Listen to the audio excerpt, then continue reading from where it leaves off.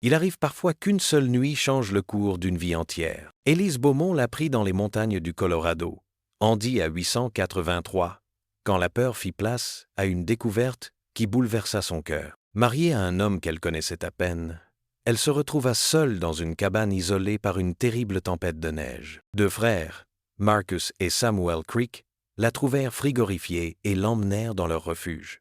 Elle tremblait de peur face à ces hommes au visage buriné et aux mains rudes. Mais au fil des heures, elle découvrit que derrière leurs regards sombres se cachaient des âmes meurtries par la guerre, adoucies par la solitude. Cette nuit qui devait être son cauchemar devint le moment où trois cœurs brisés trouvèrent enfin un peu de réconfort. Parfois, le salut vient de ceux qu'on redoute le plus. Avant de revenir au cœur de l'histoire, dites-nous d'où vous nous regardez. Et, si ce récit vous a touché, abonnez-vous, car demain je vous ai préparé quelque chose d'extraordinairement spécial. Pour comprendre comment Élise Beaumont en arriva à trembler dans une cabane perdue des montagnes du Colorado, il faut remonter 3 mois plus tôt, dans les salons feutrés de Denver, où son destin fut scellé autour d'une tasse de thé et de quelques signatures sur du papier vélin. Élise Marie Rousseau avait grandi dans une maison de briques rouges sur 17th Street, élevée par une mère qui mesurait la réussite au nombre de prétendants fortunés, et un père qui voyait en sa fille unique un atout commercial plutôt qu'un être humain. À 22 ans, elle possédait tous les attributs requis d'une jeune femme de bonne famille. Elle parlait français, jouait du piano, brodait avec grâce et savait tenir une conversation sans jamais exprimer d'opinion personnelle. Mais derrière ses yeux noisettes se cachait une curiosité dévorante pour le monde qui s'étendait au-delà des contraintes de sa condition. Son père, Édouard Rousseau, avait bâti sa fortune dans le commerce des fourrures avant de se tourner vers l'immobilier quand Denver connut son essor. Il possédait maintenant plusieurs bâtiments au centre-ville et jouissait d'une réputation respectable parmi les notables de la ville. Sa femme, Marguerite, née Dubois, descendait d'une famille française établie en Louisiane avant de remonter vers l'Ouest. Elle avait transmis à sa fille son goût pour les belles choses et sa conviction que le mariage représentait la seule voie honorable pour une dame. Thomas Beaumont fit son apparition dans leur vie par un après-midi pluvieux d'avril. Grand, élégant, les cheveux blonds soigneusement peignés et la moustache parfaitement taillée, il incarnait tout ce qu'une mère ambitieuse pouvait espérer pour sa fille. Il possédait des mines d'argent dans les montagnes, parlait de ses affaires avec assurance et portait des costumes taillés à Chicago. Quand il demanda la main d'Élise après seulement 3 visites, les parents Rousseau y virent le couronnement de leurs ambitions sociales. Élise, elle, ne ressentait rien. Ni attirance, ni répulsion, juste une froide indifférence qui la surprenait elle-même. Thomas se montrait courtois, prévenant même, mais quelque chose dans ses yeux bleus lui donnait l'impression d'être évalué comme une marchandise. Quand elle tenta d'exprimer ses réserves à sa mère, celle-ci balaya ses inquiétudes d'un geste impatient. « Ma chérie, l'amour viendra avec le temps. Ce qui compte, c'est la sécurité et le respect. Monsieur Beaumont peut offrir les deux. » Le mariage eut lieu en juin, dans la cathédrale Sainte-Élisabeth, devant tout ce que Denver comptait de familles influentes. Élise portait la robe de sa grand-mère, en dentelle de Calais et satin ivoire, avec un voile qui avait appartenu à 3 générations de femmes Dubois. Elle souriait, répondait aux vœux d'usage, acceptait les félicitations, mais son cœur demeurait étrangement absent de la cérémonie. La réception se déroula dans les jardins de la maison familiale. Les invités dégustaient du champagne français et de la pâtisserie préparée par le meilleur traiteur de la ville. Thomas recevait les compliments sur son excellent choix avec une satisfaction qui déplut à Élise.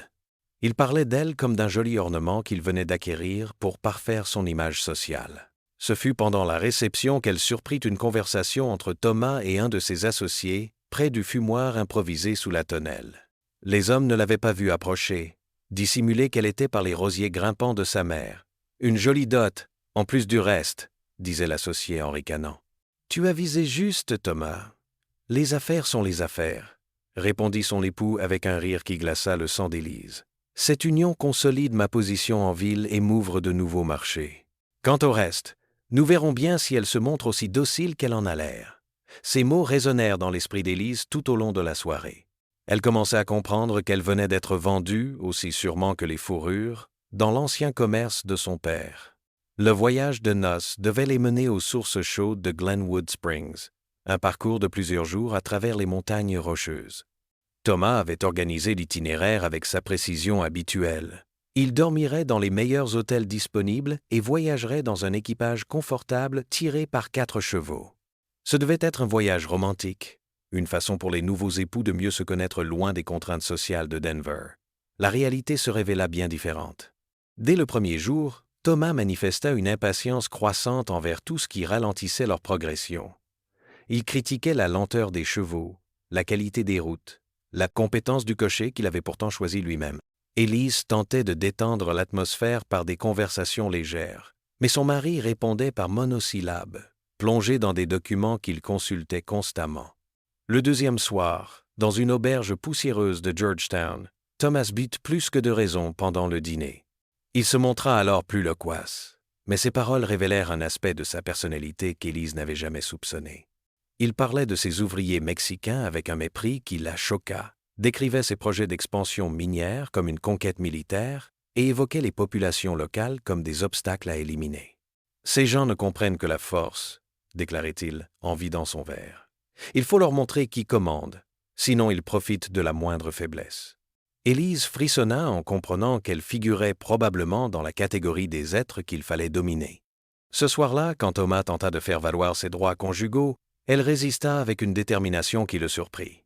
La scène qui s'ensuivit révéla toute la violence contenue sous ses manières polissées. « Tu apprendras vite à obéir », siffla-t-il entre ses dents. « Je n'ai pas payé une dot pour épouser une sauvageonne. » Le 3e jour de voyage marqua le point de rupture. Ils traversaient une région montagneuse particulièrement sauvage quand leur équipage fut pris dans une tempête soudaine. Le vent hurlait entre les pics, la neige tombait drue malgré la saison, et la visibilité se réduisait à quelques mètres. Le cocher, un homme expérimenté nommé Peterson, conseilla de chercher un abri en attendant que l'orage passe. Thomas explosa de colère. Il accusa Peterson d'incompétence, menaça de ne pas le payer et exigea qu'il continue coûte que coûte. Élise, terrifiée par la violence de la tempête et l'attitude de son mari, commit l'erreur de prendre la défense du cocher. « Thomas, soyez raisonnable. Monsieur Peterson connaît ces montagnes mieux que nous. S'il dit qu'il faut s'arrêter. »« Taisez-vous » hurla Thomas, en se tournant vers elle avec une rage qu'elle ne lui avait jamais vue. « Je n'ai pas besoin des conseils d'une femme qui ne connaît rien aux affaires d'hommes. » La gifle claqua dans l'air glacé de la montagne. Élise porta la main à sa joue, les larmes aux yeux. Mais ce qui la blessa le plus fut le ricanement de satisfaction de Thomas. « Voilà qui devrait vous remettre à votre place, Madame Beaumont. » Peterson détourna le regard, gêné d'assister à cette scène humiliante. Les chevaux piaffaient d'impatience, sentant l'orage approcher.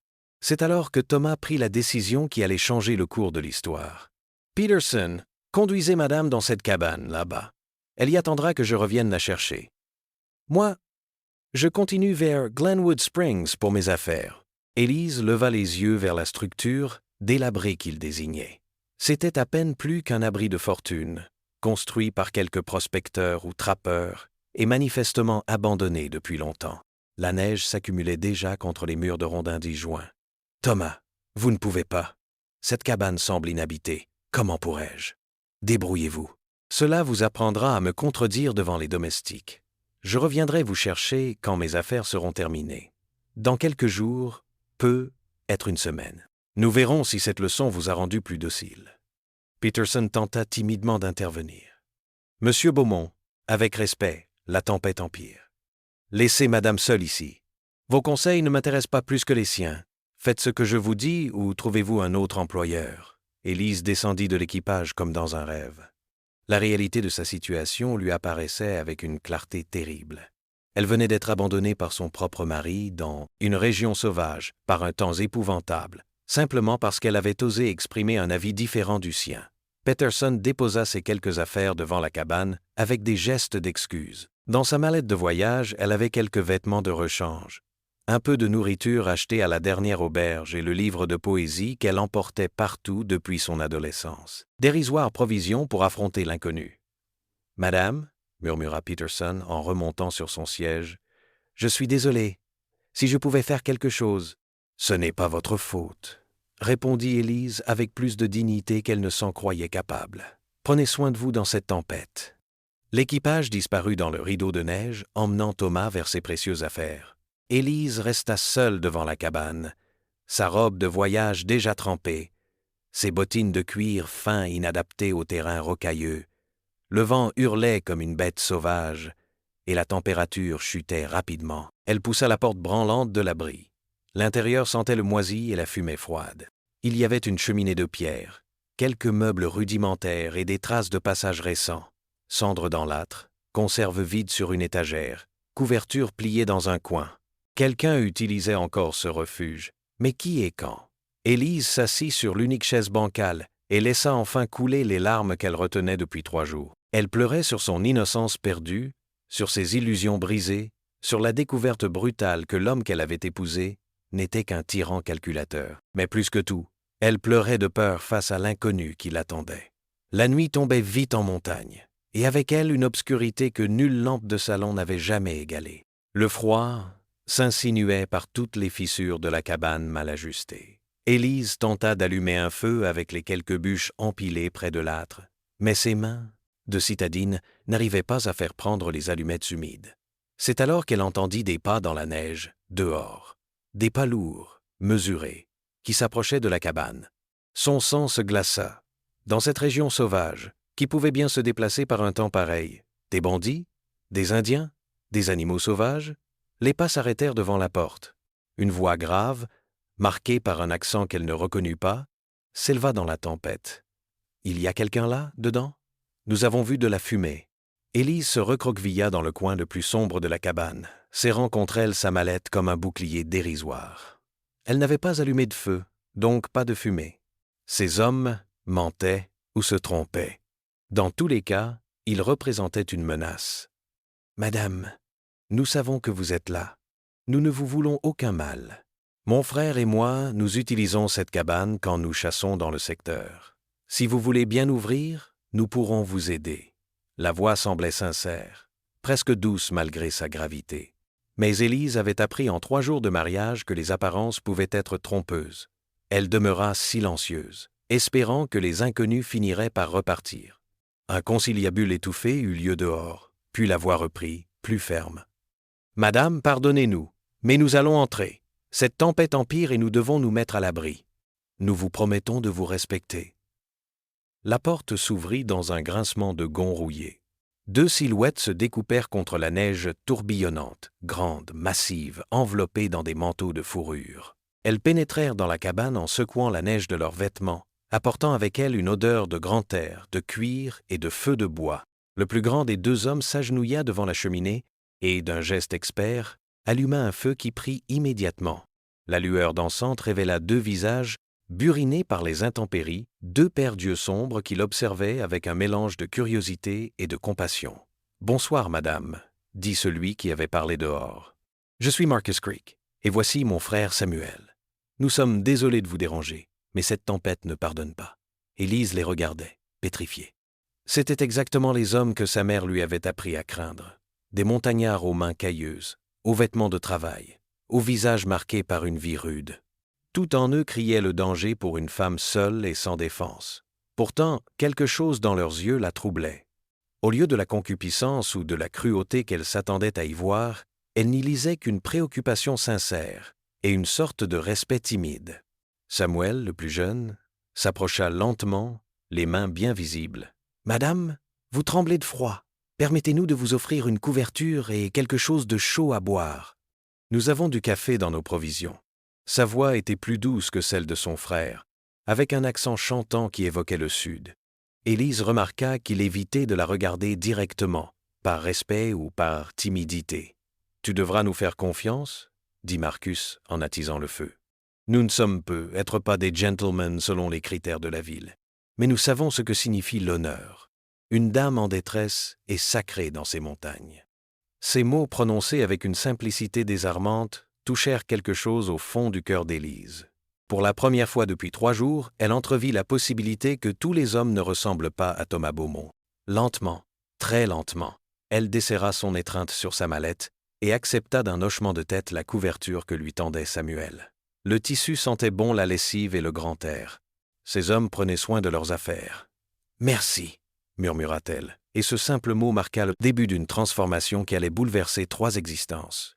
Dehors, la tempête faisait rage, isolant la petite cabane du reste du monde. Mais à l'intérieur, Autour du feu qui crépitait joyeusement, Trois Solitudes commençaient à découvrir qu'elle n'était peu, être plus si seule. La première nuit dans la cabane passa comme un rêve étrange, tissé de peurs et de découvertes inattendues. Élise avait accepté de partager l'espace avec les frères Creek, mais elle demeurait sur ses gardes, observant leurs moindres gestes depuis le coin où elle s'était installée avec sa couverture. Marcus et Samuel se comportaient avec une délicatesse qui la surprenait. Ils avaient préparé le café promis, partagé leurs provisions de pain et de viande séchée, puis s'étaient installés de l'autre côté de la pièce pour lui laisser l'intimité du coin près de la fenêtre. Ils parlaient entre eux à voix basse, dans ce dialecte montagnard qu'elle ne comprenait qu'à demi. Mais leurs intonations n'avaient rien de menaçant. Au matin, quand les premiers rayons de soleil percèrent les nuages, Élise découvrit un paysage transformé. La tempête avait déposé près d'un mètre de neige fraîche, redessinant complètement le relief environnant. Les chemins avaient disparu sous un manteau blanc immaculé, et la cabane semblait perdue au cœur d'un monde vierge et silencieux. « Votre mari ne pourra pas revenir avant plusieurs jours, » dit Marcus, en contemplant l'étendue neigeuse par la fenêtre. « Cette neige va mettre du temps à dégeler, et les passages sont impraticables pour un équipage. » Ces mots frappèrent Élise comme un coup de massue. Elle avait espéré que Thomas reviendrait vite, honteux de son geste et désireux de se racheter. L'idée de rester plus longtemps dans cette cabane, avec ces inconnus, l'emplissait d'angoisse. « Combien de temps ?» demanda-t-elle d'une voix qu'elle voulait ferme, mais qui tremblait légèrement. Samuel échangea un regard avec son frère avant de répondre. « Difficile à dire. 1 semaine au minimum peut être plus si d'autres tempêtes suivent. C'est la saison. 1 semaine. » Élise ferma les yeux, essayant de mesurer l'ampleur de sa situation. Une jeune femme respectable ne pouvait pas rester 1 semaine seule avec 2 hommes sans compromettre définitivement sa réputation. Mais avait-elle encore une réputation à sauver après l'abandon de Thomas ? « Ne vous inquiétez pas, madame, » reprit Marcus en remarquant sa détresse. « Nous allons nous organiser pour que tout se passe dans les règles.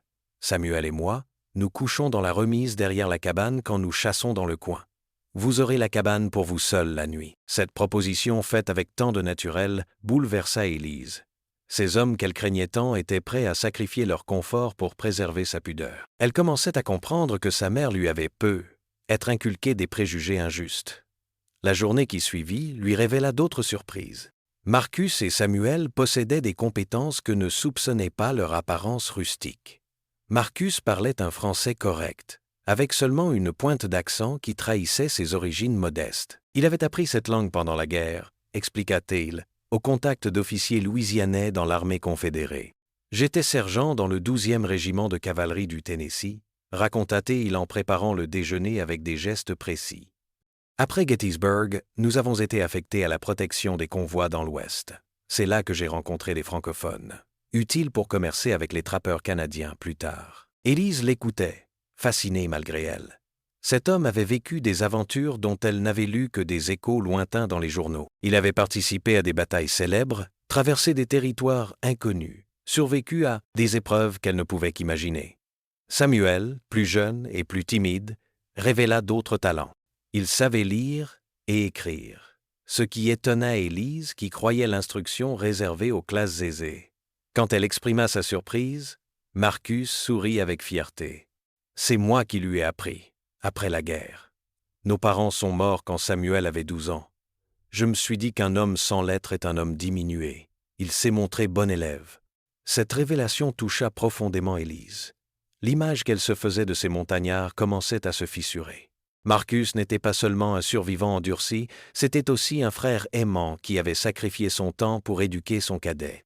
L'après-midi, alors que les hommes s'affairaient à réparer le toit de la remise endommagée par la tempête, Élise découvrit un objet qui allait changer sa perception de Marcus. En rangeant la vaisselle, elle remarqua un petit médaillon d'argent qui avait glissé de la poche de son manteau. Curieuse, elle l'ouvrit et découvrit 2 photographies. Une jeune femme aux cheveux sombres tenant un bébé dans ses bras. Marcus choisit ce moment pour rentrer chercher des outils.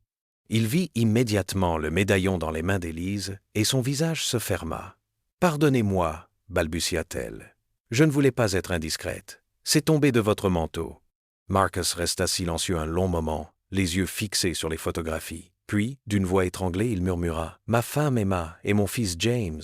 Ils sont morts du typhus l'hiver dernier, pendant que j'étais parti chasser pour nourrir la famille. quand je suis rentré. » Il ne termina pas sa phrase, mais Élise comprit. Cet homme qui lui inspirait tant de crainte portait en lui une douleur si profonde qu'elle en fut bouleversée. Impulsivement, elle tendit la main et effleura la sienne. « Je suis désolé. Perdre ceux qu'on aime. Je ne peux même pas imaginer. » Ce contact, léger comme une plume, eut sur Marcus un effet saisissant. Il leva vers elle des yeux brillants de larmes retenues et, pour la première fois depuis leur rencontre, elle vit en lui non plus un étranger menaçant, mais un homme brisé qui luttait pour continuer à vivre. « Il me manque chaque jour, » avoua-t-il. « Parfois, je me demande pourquoi j'ai survécu à la guerre pour les perdre ensuite de cette façon stupide. Emma me répétait toujours qu'il fallait faire confiance à la Providence, mais depuis sa mort. » Élise sentit ses propres larmes monter. La douleur de cet homme faisait écho à sa propre détresse, différente mais tout aussi réelle. Ils restèrent ainsi quelques instants, unis dans une compréhension silencieuse qui transcendait leurs différences sociales. Samuel rentra à ce moment-là et comprit immédiatement la situation. Il s'approcha de son frère et posa une main réconfortante sur son épaule. « Marcus porte sa peine comme un fardeau, » dit-il doucement à Élise. « Il se reproche de ne pas avoir été là pour les protéger, mais il était parti travailler pour eux, pas pour son plaisir. » Cette révélation acheva de bouleverser Élise. Marcus n'était pas seulement un veuf endeuillé, c'était un homme qui se torturait avec une culpabilité qu'il ne méritait pas. Elle commençait à comprendre que la rudesse de son apparence cachait une sensibilité à vif. Le soir venu, autour du feu qui crépitait joyeusement, l'atmosphère avait changé. Les trois occupants de la cabane ne se regardaient plus en étrangers méfiants, mais en êtres humains qui découvraient leurs blessures communes. Élise raconta à son tour les circonstances de son abandon, sans épargner les détails humiliants. « Votre mari vous a laissé ici par colère ?» s'indigna Samuel, les poings serrés. « Mais c'est indigne d'un homme. » Marcus hocha gravement la tête. « Un homme qui abandonne sa femme dans de telles conditions n'est pas un homme. C'est un lâche. » Ces paroles, prononcées avec une conviction tranquille, firent plus pour restaurer la confiance d'Élise en elle-même que tous les discours de ses parents sur la soumission conjugale. Pour la première fois depuis son mariage, elle entendait quelqu'un condamner clairement le comportement de Thomas. « Mais je suis sa femme, » objecta-t-elle faiblement. « Je lui dois obéissance. »« L'obéissance, oui, mais pas l'humiliation, » répliqua Marcus. « Un homme digne de ce nom protège sa femme. Il ne l'expose pas au danger pour satisfaire son orgueil. » Samuel acquiesça avec véhémence. « Chez nous, dans les montagnes, une femme est respectée et protégée. Celui qui lève la main sur son épouse ou l'abandonne en danger se retrouve banni de la communauté. » Ces révélations sur les mœurs montagnardes surprirent Élise. Elle avait toujours entendu dire que ces populations étaient brutales et sans loi. Découvrir qu'elles possédaient leur propre code moral, parfois plus exigeant que celui de la bonne société de Denver, remettait en question bien des certitudes. La conversation se poursuivit tard dans la nuit. Élise apprit que les frères Creek descendaient d'immigrants écossais arrivés dans les Appalaches au siècle précédent. Leur famille avait migré vers l'ouest après la guerre, cherchant de nouvelles terres et de nouveaux espoirs.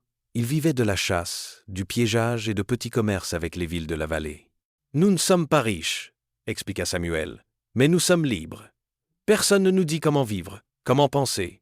C'est notre choix de rester ici, dans ces montagnes. » Cette liberté, Élise commençait à en entrevoir la valeur. Elle, qui avait vécu toute sa vie selon les règles établies par d'autres, découvrait l'existence d'hommes qui choisissaient leur propre voie. Cette révélation était à la fois enivrante et terrifiante. Quand vint l'heure de se séparer pour la nuit, Marcus et Samuel se préparèrent à regagner la remise comme promis.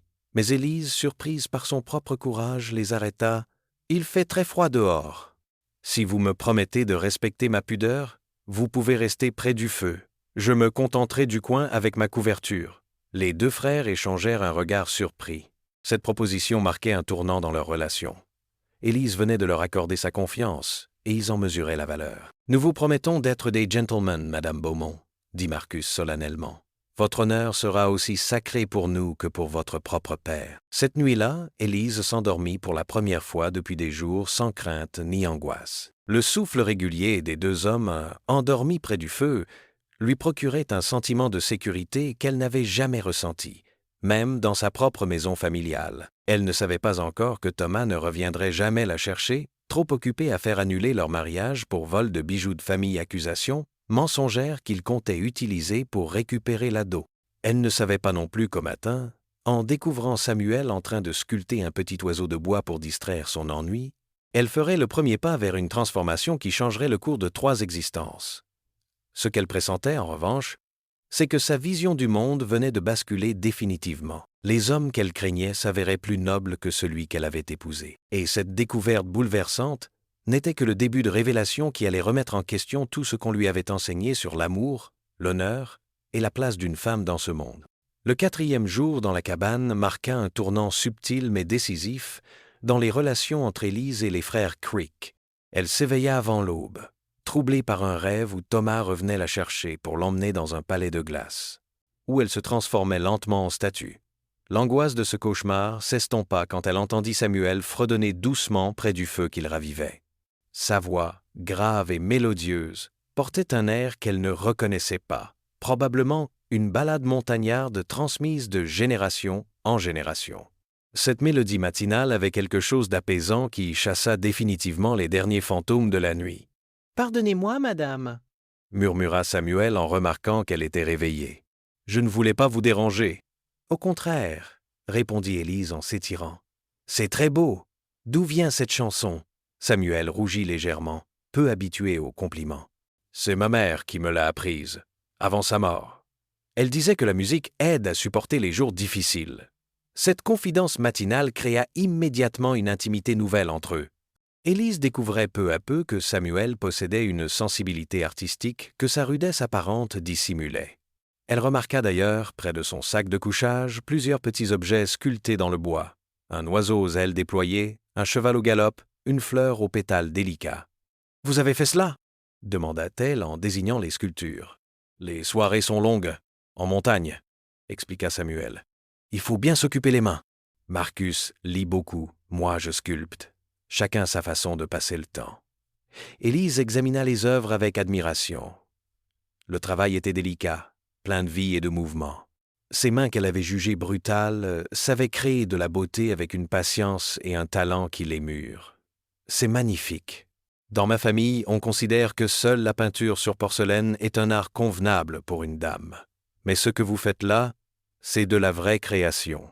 Le compliment toucha Samuel au cœur.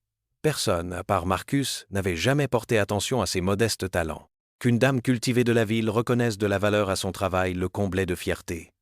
Marcus rentra à ce moment-là, les bras chargés de bois pour alimenter le feu.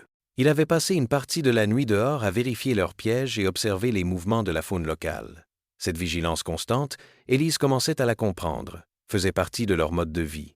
Dans ces montagnes, la survie dépendait d'une attention permanente aux signes de la nature. « Du nouveau ?» demanda Samuel. Les cerfs descendent vers la vallée. La neige les pousse à chercher de la nourriture plus bas, et j'ai vu des traces d'ours près du ruisseau. Il va falloir faire attention si nous sortons. Ces détails pratiques fascinaient Élise. Dans son monde bourgeois de Denver, les préoccupations tournaient autour des réceptions, des commérages et des questions de convenance. Ici, la vie se résumait à des réalités plus fondamentales. Se nourrir, se chauffer, se protéger. Cette simplicité avait quelque chose de rafraîchissant. Au cours de la matinée, Marcus proposa d'apprendre à Élise quelques rudiments de la vie en montagne. « Si vous devez rester ici quelques jours encore, autant que vous sachiez vous débrouiller un peu. » Il commença par lui montrer comment entretenir correctement un feu, comment économiser le bois, comment reconnaître les signes météorologiques dans le comportement des nuages. Élise se révéla une élève attentive et douée. Ses mains de citadine s'adaptaient rapidement aux gestes nouveaux. « Vous apprenez vite », constata Marcus avec approbation. Beaucoup de gens de la ville croient que la vie en montagne ne demande que de la force brute. En réalité, il faut surtout de l'observation et de l'intelligence. Ce compliment, venant d'un homme qu'elle respectait de plus en plus, toucha Élise profondément. Pour la première fois de sa vie, quelqu'un reconnaissait ses capacités d'adaptation et d'apprentissage plutôt que de se contenter de louer sa beauté ou ses talents d'agrément. Samuel, de son côté, lui enseigna l'art de préparer la nourriture de montagne. Leurs provisions se composaient essentiellement de viande séchée, de haricots, de farine de maïs et de quelques légumes conservés. Avec ces ingrédients simples, il fallait créer des repas nourrissants et savoureux. Le secret, expliqua-t-il en préparant une sorte de ragoût, c'est de savoir doser les herbes sauvages. Chaque plante a ses propriétés. Celles-ci parfument, celle la nourrit, cette autre la soigne. Ma mère connaissait tous les secrets des montagnes. Elle disait qu'une femme qui sait utiliser ce que la nature offre ne manquera jamais de rien.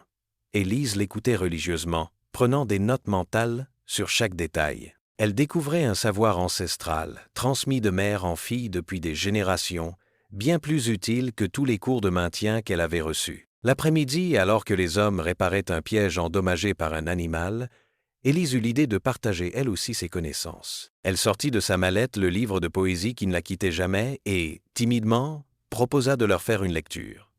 « Si cela vous intéresse, bien sûr. Je sais que ce n'est peu, être pas votre genre de distraction. » Marcus et Samuel échangèrent un regard surpris. Dans leur existence rude et solitaire, les plaisirs intellectuels étaient rares. La perspective d'entendre de beaux textes lus par une voix cultivée les tentait beaucoup. « Nous serions honorés, madame, » dit Marcus avec une courtoisie qui surprit Élise par sa sincérité. « Cela fait longtemps que nous n'avons pas entendu de vraie littérature. » Élise ouvrit le recueil à une page qu'elle connaissait par cœur et commença à lire d'une voix claire et expressive. Les mots de Lamartine s'élevèrent dans la cabane rustique, créant une atmosphère de beauté inattendue. Elle lut le lac, puis l'isolement, choisissant instinctivement des poèmes qui parlaient de solitude et de mélancolie. Les deux hommes l'écoutaient avec une attention profonde. Marcus fermait parfois les yeux, comme pour mieux savourer la musique des vers. Samuel, lui, ne quittait pas Élise du regard, fasciné par la grâce avec laquelle elle donnait vie aux mots. Quand elle referma le livre, un silence respectueux s'installa. Ces hommes des montagnes venaient de découvrir un aspect de la civilisation qu'ils ne soupçonnaient pas. La beauté pure de la poésie, sans fonction utilitaire, mais capable de toucher l'âme. « C'est magnifique », murmura Samuel. « Ces mots parlent de choses que je ressens parfois, mais que je n'aurais jamais su exprimer. » Marcus acquiesça. Cette tristesse douce dont parle le poète, je la connais depuis la mort d'Emma, mais je n'imaginais pas qu'on puisse la transformer en beauté comme ça. Élise fut émue par leur réaction spontanée. Ces hommes qu'on lui avait appris à considérer comme des brutes possédaient une sensibilité naturelle que bien des bourgeois de Denver n'égalaient pas. « Si vous voulez, » proposa-t-elle, « je peux vous lire d'autres textes les prochains soirs. J'ai aussi quelques romans dans mes affaires. »« Nous ne voulons pas abuser de votre gentillesse, » protesta Samuel. « Ce n'est pas de la gentillesse, » répondit Élise avec un sourire. « C'est du plaisir partagé. Vous m'apprenez à survivre en montagne. Je vous fais découvrir les livres. C'est un échange équitable. » Cette idée d'échange, de réciprocité dans l'apprentissage, marqua une nouvelle étape dans leur relation. Ils ne se considéraient plus comme une dame secourue et ses sauveteurs, mais comme trois personnes qui avaient chacune quelque chose à apporter aux autres. Le soir venu, après un dîner préparé en commun et savouré autour du feu, Élise tint sa promesse. Elle lut des extraits d'un roman de George Sand, choisissant des passages qui évoquaient la nature et la simplicité de la vie champêtre. Les deux frères découvraient un monde nouveau, celui des émotions raffinées et des sentiments complexes. Quand elle leva les yeux de son livre, elle surprit Samuel qui la regardait avec une expression nouvelle. Ce n'était plus la curiosité respectueuse des premiers jours, mais quelque chose de plus profond, de plus troublant. Leurs regards se croisèrent et restèrent accrochés quelques secondes de trop. Un sentiment d'alarme et d'excitation mélangés traversa Élise. Elle venait de reconnaître dans les yeux de Samuel quelque chose qu'elle n'avait jamais vu dans ceux de Thomas, une admiration sincère, teintée d'un désir respectueux mais indéniable. Cette révélation la troubla profondément. Elle était mariée, même si ce mariage se révélait une catastrophe. Elle n'avait pas le droit de ressentir ce trouble délicieux que provoquait le regard de Samuel. Et pourtant, Marcus, observateur comme toujours, avait remarqué l'échange muet entre sa protégée et son frère. Une ombre passa sur son visage, mélange de compréhension et de mélancolie. Il connaissait assez Samuel pour savoir que le jeune homme était en train de tomber amoureux, et il connaissait assez la nature humaine pour deviner qu'Élise n'était pas insensible à cette adoration. La situation se compliquait dangereusement. Cette femme mariée, abandonnée par un époux indigne, éveillait des sentiments qui pourraient briser l'harmonie fragile de leur refuge temporaire. Marcus sentait qu'il allait devoir faire des choix difficiles pour protéger à la fois l'honneur d'Élise et le cœur de son frère. Mais pour l'instant, dans la douce chaleur de la cabane où crépitait le feu, il savourait encore l'innocence de cette découverte mutuelle. Demain apporterait ses complications et ses questionnements. Ce soir, il suffisait de partager la beauté des mots et la chaleur de la compagnie humaine. Le 5e jour apporta un changement subtil mais perceptible dans l'atmosphère de la cabane. Élise s'éveilla avec la sensation étrange d'être observée et découvrit Samuel debout près de la fenêtre, contemplant l'aube qui pointait derrière les pics enneigés. Il ne l'avait pas entendu bouger, et elle put l'observer à son insu. Il y avait dans sa posture quelque chose de mélancolique qui la toucha. Ses épaules légèrement voûtées. Sa main qui tenait machinalement un petit morceau de bois qu'il sculptait distraitement, tout en lui évoquait une solitude profonde. Pour la première fois, Élise réalisa que ces hommes qui l'avaient secourue portaient eux aussi leur fardeau invisible. « Vous ne dormez pas » murmura-t-elle doucement pour ne pas réveiller Marcus. Samuel sursauta légèrement et se tourna vers elle avec un sourire embarrassé. « J'ai toujours eu du mal à dormir longtemps. C'est l'habitude de la montagne, je suppose. Il faut rester vigilant. » Élise se leva, enroula sa couverture autour de ses épaules et vint le rejoindre près de la fenêtre. Le spectacle qui s'offrait à eux était d'une beauté saisissante. La vallée s'étendait à leurs pieds, noyée dans une brume dorée que perçaient les premiers rayons du soleil. Au loin, les pics se dressaient comme des cathédrales de pierre et de glace. « C'est magnifique », souffla-t-elle. « Comment peut-on voir cela chaque matin et rester triste ?» Samuel la regarda avec surprise. « Qu'est-ce qui vous fait croire que je suis triste ?»« Votre façon de vous tenir, de regarder l'horizon. » J'ai appris à reconnaître cette expression chez les gens qui portent un chagrin. Cette perspicacité troubla Samuel. Personne, à part Marcus, n'avait jamais su lire en lui avec cette facilité. « Vous êtes très observatrice, Madame Beaumont. »« Élise », corrigea-t-elle doucement. « Après tout ce que nous partageons, les formalités semblent déplacées. » L'usage de son prénom créa immédiatement une intimité nouvelle entre eux. Samuel répéta le nom comme pour en savourer la musique. « Élise, c'est joli, cela vous va bien. » Ils restèrent ainsi quelques minutes en silence, contemplant l'éveil de la nature. Puis Samuel, encouragé par la douceur de ce moment, se confia. « Vous avez raison, je porte une tristesse. Pas comme celle de Marcus, qui a perdu sa famille. Moi, c'est différent. Je n'ai jamais vraiment eu l'occasion de construire quelque chose de beau dans ma vie. » Élise tourna vers lui un regard interrogateur, l'encourageant à poursuivre. « Marcus a eu sa guerre, ses responsabilités, sa femme et son enfant. Moi, j'ai toujours été dans son nom. Le petit frère qu'il fallait protéger, éduquer, guider. Je lui dois tout, mais parfois j'aimerais être autre chose que son obligé. » Cette confidence révéla à Élise une facette de Samuel qu'elle n'avait pas soupçonnée. Derrière sa gentillesse et sa déférence envers Marcus, se cachait le besoin légitime d'un homme de trouver sa propre voie. « Et que voudriez-vous être » demanda-t-elle, avec une sincérité qui l'encouragea à continuer. « Je ne sais pas exactement. Avoir une ferme dans la vallée, élever des chevaux, créer quelque chose de durable, et surtout, il hésita puis se lança. Surtout, avoir quelqu'un avec qui partager tout cela. » Le sous-entendu était clair, mais exprimé avec tant de délicatesse qu'Élise ne s'en offusqua pas. Au contraire, elle fut touchée par cette pudeur masculine, qui osait à peine avouer ses rêves. « Vous méritez d'avoir tout cela, Samuel. Vous êtes bon, intelligent, créatif. N'importe quelle femme sensée serait heureuse de partager votre vie. » Ces mots, prononcés avec conviction, firent rougir Samuel jusqu'aux oreilles. « Vous dites cela par gentillesse. » »« Non, je le dis parce que c'est vrai.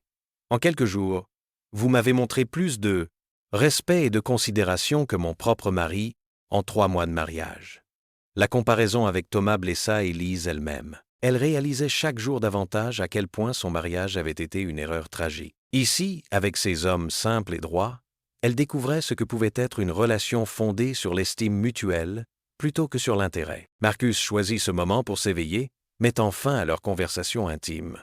Mais quelque chose avait changé entre Samuel et Élise. Un lien ténu mais réel s'était créé, fait de compréhension et d'attirance naissante. La journée qui suivit confirma cette évolution.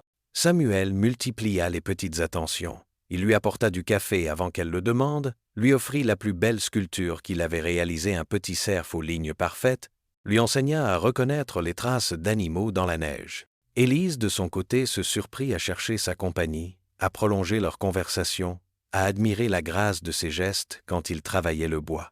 Elle découvrait qu'un homme pouvait être à la fois fort et délicat, protecteur et respectueux.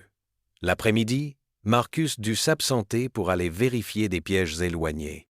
Il laissa Élise et Samuel seuls pour la première fois depuis leur rencontre. Cette intimité soudaine les troubla tous les deux. Samuel en profita pour révéler un autre de ses talents cachés. Il sortit de ses affaires un petit carnet de cuir usé et, timidement, avoua qu'il y notait parfois ses pensées. « Vous écrivez » s'exclama Élise, surprise et ravie. « Ce ne sont que des mots simples, pas de la vraie littérature comme celle que vous nous lisez, mais cela m'aide à mettre de l'ordre dans mes idées. » Élise le supplia de lui lire quelques passages. Samuel résista d'abord, puis céda devant son insistance. Il ouvrit le carnet à une page récente et lut d'une voix hésitante. « Les montagnes gardent l'heure. Secrets comme les cœurs gardent leurs blessures. Mais parfois, un rayon de soleil perce les nuages et révèle des beautés cachées. Parfois, une voix douce brise le silence et rappelle qu'on n'est pas seul au monde. » Les mots, simples mais sincères, touchèrent Élise au cœur. Cette poésie rustique valait tous les sonnets sophistiqués qu'elle connaissait. Elle y trouvait une authenticité qui manquait cruellement à la littérature de salon. « C'est magnifique, Samuel. Vous avez un vrai talent.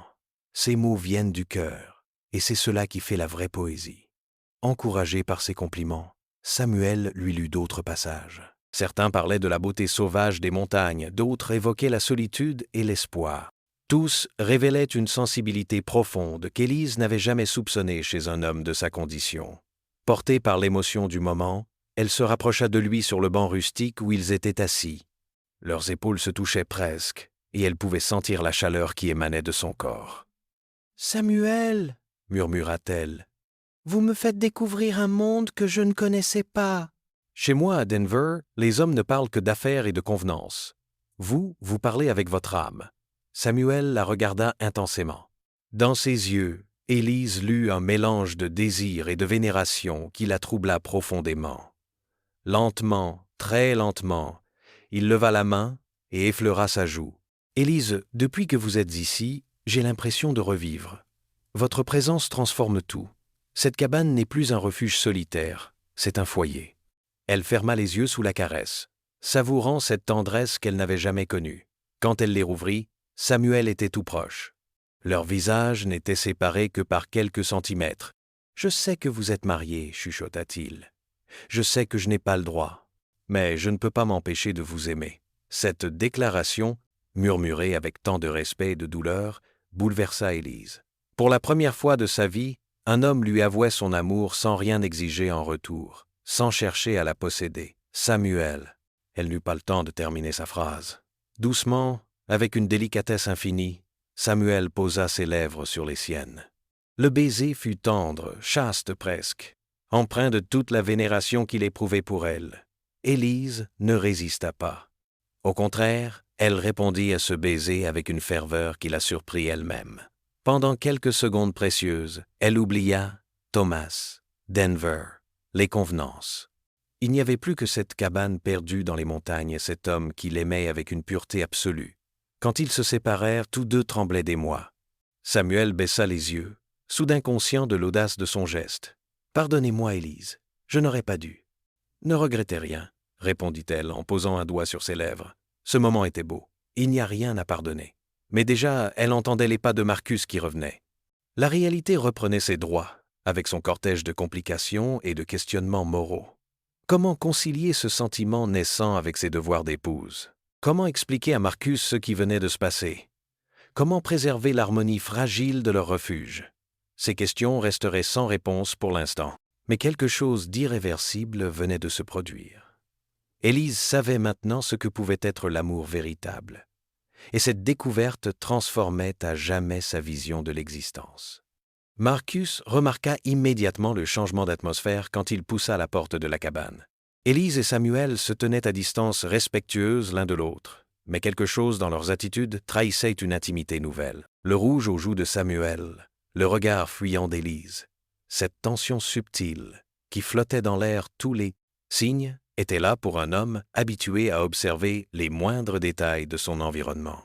Il ne dit rien sur le moment, se contentant de poser ses prises du jour 2 lièvres qu'il avait trouvés dans ses collets et de ranimer le feu qui avait faibli. Mais Élise sentait son regard pensif se poser alternativement sur elle et sur son frère, et elle devinait qu'il avait compris. Ce soir-là, après le dîner, Marcus sortit une vieille Bible de ses affaires personnelles. C'était un gros volume relié de cuir noir, aux pages jaunies par l'âge et l'usage. Il l'ouvrit avec respect et commença à lire d'une voix grave. « Mon père lisait ceci chaque soir quand Samuel et moi étions enfants, » expliqua-t-il. « Après sa mort, j'ai continué la tradition. Ces mots nous rappellent d'où nous venons et ce que nous devons être. » Il lut un passage des Proverbes sur la sagesse et la tempérance, puis un autre sur l'honneur et la droiture. Élise comprit que ce n'était pas un hasard s'il avait choisi ces textes précis. Marcus, à sa manière délicate, leur rappelait les valeurs morales qui devaient guider leur conduite. Samuel écoutait avec attention, conscient que son frère aîné s'adressait à lui autant qu'à Élise. Il connaissait assez Marcus pour déceler, sous la solennité apparente de la lecture, une mise en garde bienveillante mais ferme. Quand Marcus referma le livre, un silence pesant s'installa. Puis il prit la parole, choisissant ses mots avec soin. Cette Bible a appartenu à notre grand-père Hamish Creek, qui l'avait rapportée d'Écosse. Il était pasteur dans les Highlands avant de partir pour l'Amérique. Notre père nous a élevés dans le respect de ses enseignements. Il marqua une pause, regardant alternativement Élise et Samuel. Hamish Creek disait toujours qu'un homme vaut ce que valent ses principes, qu'on peut tout perdre sa terre, ses biens, même sa famille, mais que si on perd ses principes, on n'est plus rien. Ces mots résonnèrent douloureusement dans le cœur d'Élise. Elle pensait à Thomas, qui avait manifestement perdu tous ses principes depuis longtemps. Mais elle pensait aussi à sa propre situation, à ce baiser échangé avec Samuel, à ses sentiments qui grandissaient en elle, malgré son statut d'épouse. « Qu'est-ce qui définit ces principes selon votre grand-père » demanda-t-elle, cherchant sincèrement à comprendre. Marcus la regarda avec gravité. « Le respect de la parole donnée, la protection des faibles, la fidélité à ceux qu'on aime, et surtout, ne jamais profiter de la détresse d'autrui pour satisfaire ses propres désirs. » Le message était clair. Marcus venait de tracer les limites que ni Samuel ni elle ne devaient franchir. Mais il l'avait fait avec tant de délicatesse qu'aucun d'eux ne pouvait s'en offusquer. Samuel baissa la tête, comprenant parfaitement l'allusion. « Marcus a raison, » murmura-t-il. « Nos ancêtres étaient des gens d'honneur. Nous ne devons pas les déshonorer. » Élise admira la noblesse de cette soumission volontaire aux valeurs familiales. Dans le monde qu'elle connaissait, les hommes invoquaient souvent la morale pour contraindre les autres, mais rarement pour se limiter eux-mêmes. La conversation qui suivit révéla à Élise toute la richesse de l'héritage des frères Creek. Marcus raconta l'histoire de leur famille, depuis les brumes d'Écosse jusqu'aux montagnes du Colorado. C'était une saga de courage et de sacrifice, où chaque génération avait transmis à la suivante non seulement un nom, mais un code de conduite. Notre arrière-grand-père est mort à Culloden en 1746, en défendant le prince Charles-Édouard Stuart. Notre grand-père a fui les persécutions qui ont suivi et s'est établi en Virginie. Notre père a participé à la conquête de l'Ouest, toujours fidèle à ses principes. Cette lignée d'hommes d'honneur impressionna Élise. Elle comprenait maintenant d'où venait cette droiture naturelle, cette courtoisie instinctive qu'elle avait remarquée chez les deux frères. Ils étaient les héritiers d'une tradition séculaire de noblesse morale. « Et vous, Marcus, comment avez-vous vécu la guerre » demanda-t-elle, curieuse de mieux connaître cet homme complexe. Le visage de Marcus s'assombrit. « La guerre change un homme, Élise. J'y suis entré comme un idéaliste qui croyait défendre une cause juste.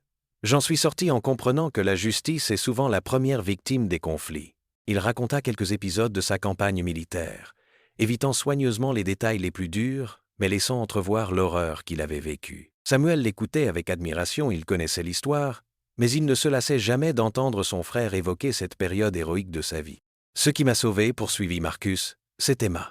Je l'ai rencontrée pendant une permission, dans un hôpital de campagne où elle soignait les blessés. Elle m'a rappelé qu'il existait encore de la beauté dans ce monde de violence.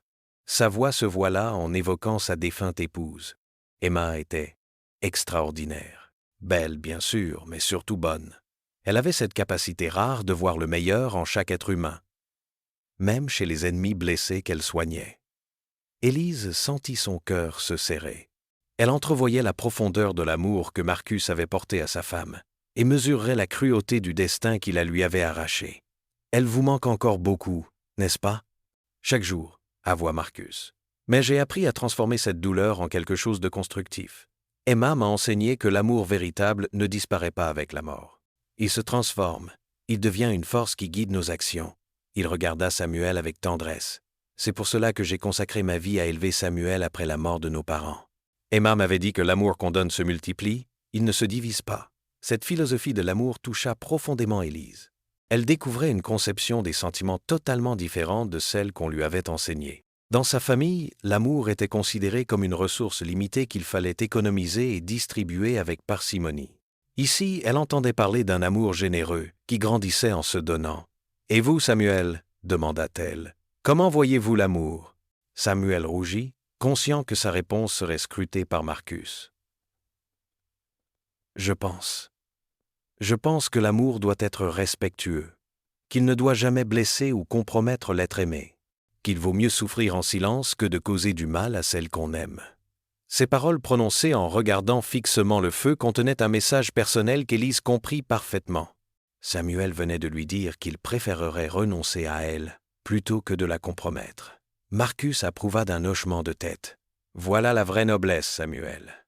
Savoir renoncer quand c'est nécessaire. » Mais dans ses yeux, Élise crut percevoir autre chose qu'une simple approbation morale. Une tristesse profonde, comme si Marcus reconnaissait dans les sentiments de son frère l'écho de ses propres émotions. Car Marcus, lui aussi, était troublé par la présence d'Élise. Lui aussi sentait naître en lui des sentiments qu'il croyait morts avec Emma. Mais contrairement à Samuel, il luttait contre cette attraction avec toute la force de sa volonté et l'expérience de ses 40 ans. La soirée se termina sur ces réflexions graves. Chacun regagna sa place habituelle, mais le sommeil fut long à venir. Élise, enroulée dans sa couverture, réfléchissait à tout ce qu'elle venait d'apprendre. Ces hommes qu'elle avait d'abord craints se révélaient être les héritiers d'une tradition morale, autrement plus exigeante que celle de la bourgeoisie de Denver. Elle comprenait maintenant que si Samuel l'aimait, c'était avec tout le poids de cette hérédité d'honneur. Et si Marcus la mettait en garde, c'était autant pour la protéger que pour préserver l'intégrité de son frère. Cette découverte compliquait encore sa situation. Elle ne pouvait plus considérer ces hommes comme de simples montagnards aux mœurs frustes. C'étaient des gentlemen au sens le plus noble du terme. Et cette noblesse rendait ses propres sentiments plus troublants encore, car malgré tous les principes évoqués ce soir, malgré sa condition d'épouse, Élise ne pouvait nier l'évidence. Elle était en train de tomber amoureuse, pas seulement de Samuel, mais aussi d'une manière différente et plus complexe, de Marcus.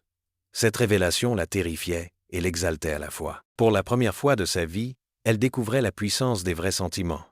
Et cette découverte risquait de bouleverser à jamais l'ordre de son existence. Le 7e jour dans la cabane commença par une découverte qui allait bouleverser l'équilibre fragile établi entre les 3 occupants. En rangeant les affaires de Marcus pour l'aider à nettoyer son coin, Élise découvrit une lettre soigneusement pliée entre les pages d'un livre de poèmes. L'enveloppe portait le nom d'Emma Creek, écrit de la main de Marcus. Intriguée malgré elle, elle examina la lettre de plus près. Elle n'était pas cachetée, et le papier semblait avoir été manipulé de nombreuses fois. Cédant à une curiosité qu'elle savait indiscrète, Élise déplia la feuille et commença à lire. « Ma chère Emma », écrivait Marcus de son écriture ferme et régulière. « Voilà 6 mois que tu nous as quittés, et je n'arrive toujours pas à accepter ton absence.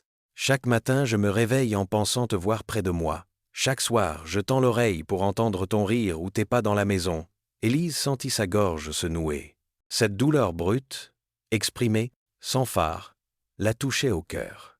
Elle aurait dû arrêter sa lecture, mais les mots de Marcus l'attiraient comme un aimant. « Je t'écris cette lettre que tu ne liras jamais, parce que j'ai besoin de te parler.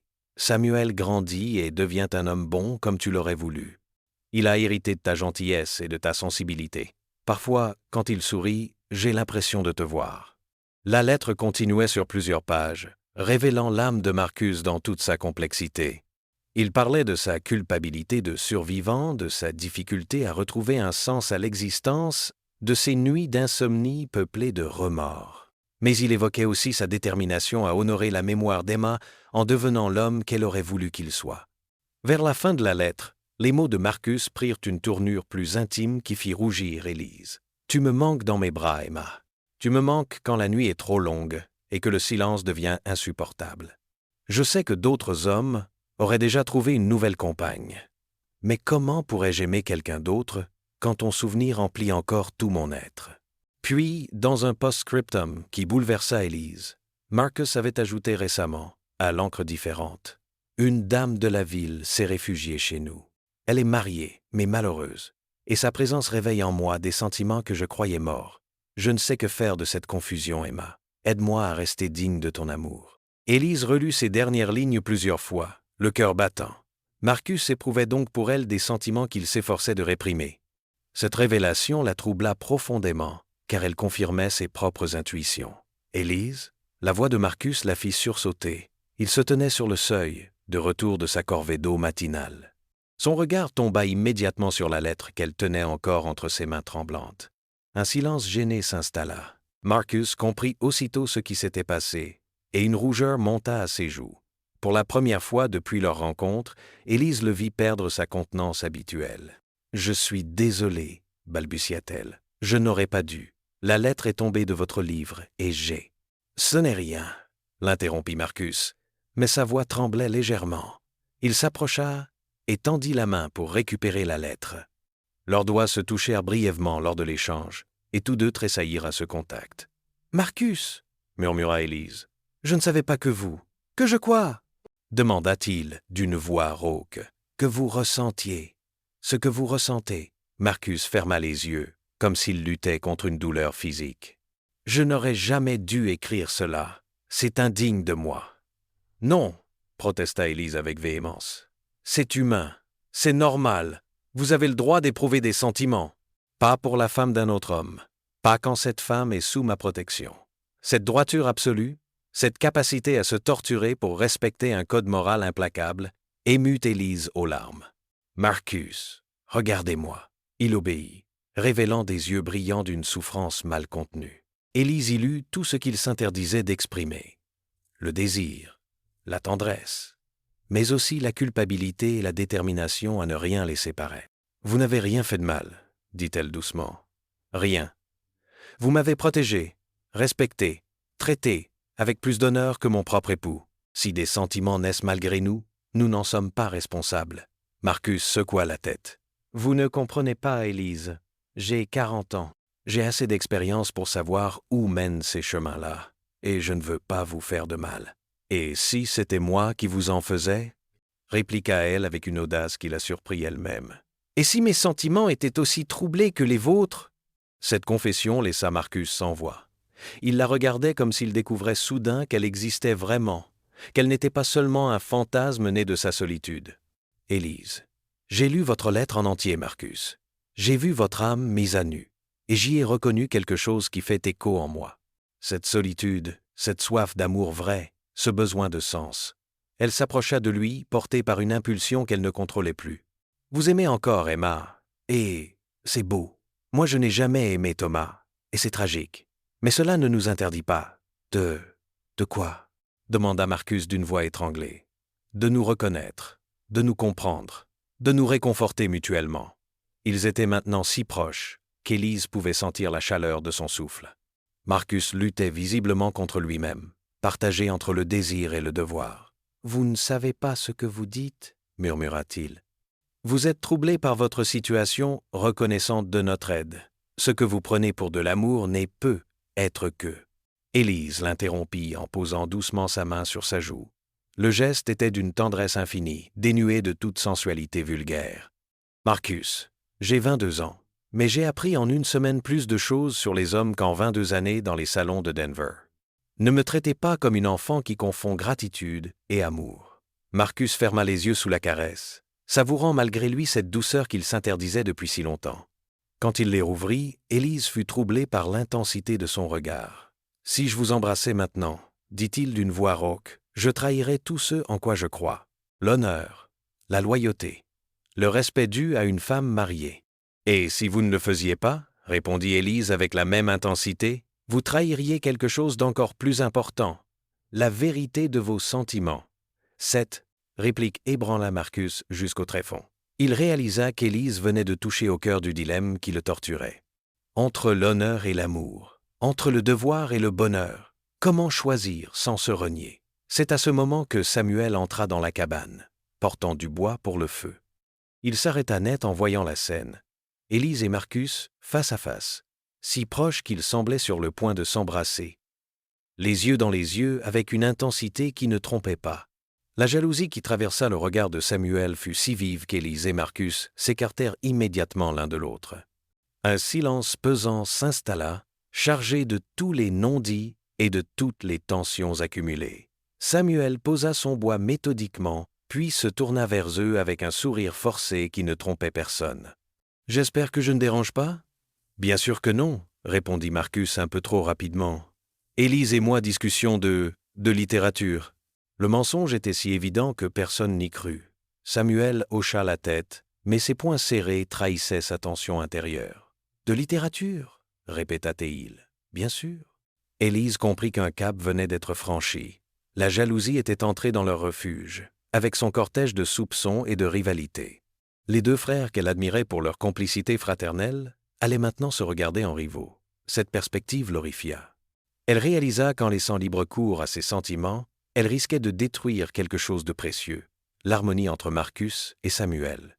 Ces hommes qui avaient traversé ensemble toutes les épreuves de la vie allaient peu être se déchirer à cause d'elle. « Samuel, commença-t-elle, je voudrais que vous sachiez. »« Je ne veux rien savoir, » l'interrompit-il sèchement. « Vous êtes libre de vos sentiments, Élise. Et Marcus aussi. Moi, je ne suis que le petit frère. » La douleur dans sa voix fendit le cœur d'Élise. En quelques mots, Samuel venait de révéler toute l'étendue de sa souffrance. Non seulement il perdait la femme qu'il aimait, mais il la perdait au profit de son propre frère. Marcus s'approcha de Samuel, la main tendue dans un geste de réconciliation. « Samuel, écoute-moi. »« Non, » répliqua le jeune homme en reculant. « N'aggrave pas les choses en essayant de t'expliquer.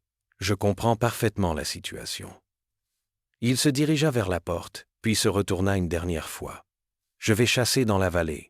Ne m'attendez pas avant ce soir. » La porte claqua derrière lui, laissant Élise et Marcus seuls avec le poids de leur culpabilité.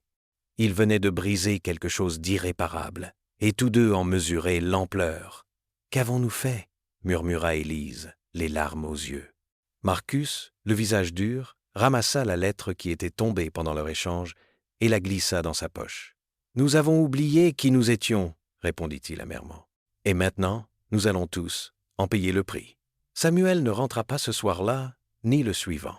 Son absence pesait sur la cabane comme une malédiction, transformant l'atmosphère chaleureuse en un climat de tension et de remords. Marcus arpentait l'espace, restreint comme un fauve en cage, scrutant sans cesse l'horizon par la fenêtre, tandis qu'Élise se torturait en imaginant le jeune homme seul dans la montagne hostile, rongé par la douleur qu'elle lui avait infligée.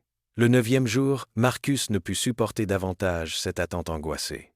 Il prépara son équipement de chasse et annonça son intention de partir à la recherche de son frère. « Je ne peux pas le laisser seul plus longtemps, » déclara-t-il en chargeant son fusil. « Par ce froid, et avec les ours qui descendent vers la vallée, il lui est peu être arrivé quelque chose. » Élise, rongée par la culpabilité, insista pour l'accompagner. « C'est ma faute s'il est parti. Je dois venir avec vous. »« Hors de question, » répliqua Marcus fermement. « Vous ne connaissez pas la montagne. Vous nous ralentiriez et vous risqueriez votre vie. Restez ici. Je reviendrai avec Samuel avant la nuit. » Il partit au lever du jour, laissant Élise seule dans la cabane pour la première fois depuis son arrivée. Le silence qui l'entoura alors lui sembla plus oppressant que jamais. Chaque craquement du bois, chaque murmure du vent dans les arbres la faisait sursauter. Pour tromper son angoisse, elle se lança dans un grand ménage de la cabane, lavant, rangeant, organisant tout ce qui pouvait l'être. Cette activité physique l'aidait à ne pas penser aux 1000 dangers qui pouvaient menacer les deux frères dans ces montagnes impitoyables. Ce fut vers midi qu'elle entendit le bruit de sabots qui se rapprochaient. Son cœur bondit d'espoir. Marcus et Samuel revenaient enfin. Elle se précipita vers la fenêtre, un sourire de soulagement aux lèvres. Son sourire se figea instantanément. Ce n'était ni Marcus ni Samuel qui approchaient de la cabane. 3 cavaliers remontaient le sentier escarpé, et celui qui menait le groupe était Thomas Beaumont. Son mari avait manifestement organisé une véritable expédition de récupération. Il était accompagné de 2 hommes que Élise ne connaissait pas, des individus à l'aspect patibulaire, vêtus de manteaux de cuir et armés jusqu'aux dents. Leurs visages durs et leurs regards calculateurs ne présageaient rien de bon. Élise sentit la panique l'envahir. Se retrouver seule face à Thomas était déjà terrifiant. Mais ces 2 acolytes ajoutaient une dimension de menace qu'elle n'avait pas anticipée. Elle regarda désespérément autour d'elle, cherchant une issue, mais la cabane n'avait qu'une porte, et les fenêtres étaient trop petites pour permettre une fuite. Thomas mit pied à terre avec l'assurance d'un homme qui a planifié chaque détail de son intervention. Il portait un manteau de fourrure coûteux et des bottes de cuir, fins qui juraient avec le cadre rustique de la montagne. Ses deux compagnons restèrent en selle, scrutant les environs d'un œil méfiant. « Élise !» cria Thomas d'une voix qui portait loin dans l'air cristallin. « Je sais que vous êtes là, dedans. Sortez immédiatement. » Élise ne bougea pas, espérant stupidement qu'il finirait par repartir. Mais Thomas n'était pas homme à renoncer facilement. Il s'approcha de la porte et l'ouvrit d'un coup d'épaule, pénétrant dans la cabane avec l'autorité d'un propriétaire. « Ah, vous voilà enfin !» lança-t-il en découvrant Élise recroquevillée dans un coin. « Vous m'avez donné du mal, ma chère épouse. Heureusement, j'ai fini par retrouver votre trace. » Son ton sarcastique et son sourire mauvais glacèrent le sang d'Élise. Ce n'était plus l'homme courtois qu'elle avait épousé, mais un étranger animé d'une colère froide et calculatrice. « Thomas, balbutia-t-elle, je peux tout expliquer. » « Expliquer » Il éclata d'un rire sans joie. « Oh, je n'ai pas besoin d'explication, ma chère. Votre conduite se passe de commentaires. Une épouse respectable qui passe plus d'une semaine seule avec des inconnus dans une cabane isolée. Les conclusions s'imposent d'elles-mêmes. » Élise se redressa, retrouvant un peu de courage face à l'injustice de ses accusations. « Ces hommes m'ont sauvé la vie. Ils m'ont protégé et respecté alors que vous m'aviez abandonné dans une tempête. »« Protégé » Thomas ricana. « C'est ainsi qu'on appelle cela maintenant ? Et où sont-ils, vos protecteurs ? » « Ils vont revenir » mentit Élise, espérant que cette menace dissuaderait Thomas de toute violence. « J'y compte bien » répliqua-t-il avec un sourire cruel. « J'ai hâte de rencontrer ces gentlemen qui ont pris soin de mon épouse en mon absence. » Il fit signe à ses deux acolytes qui entrèrent à leur tour dans la cabane.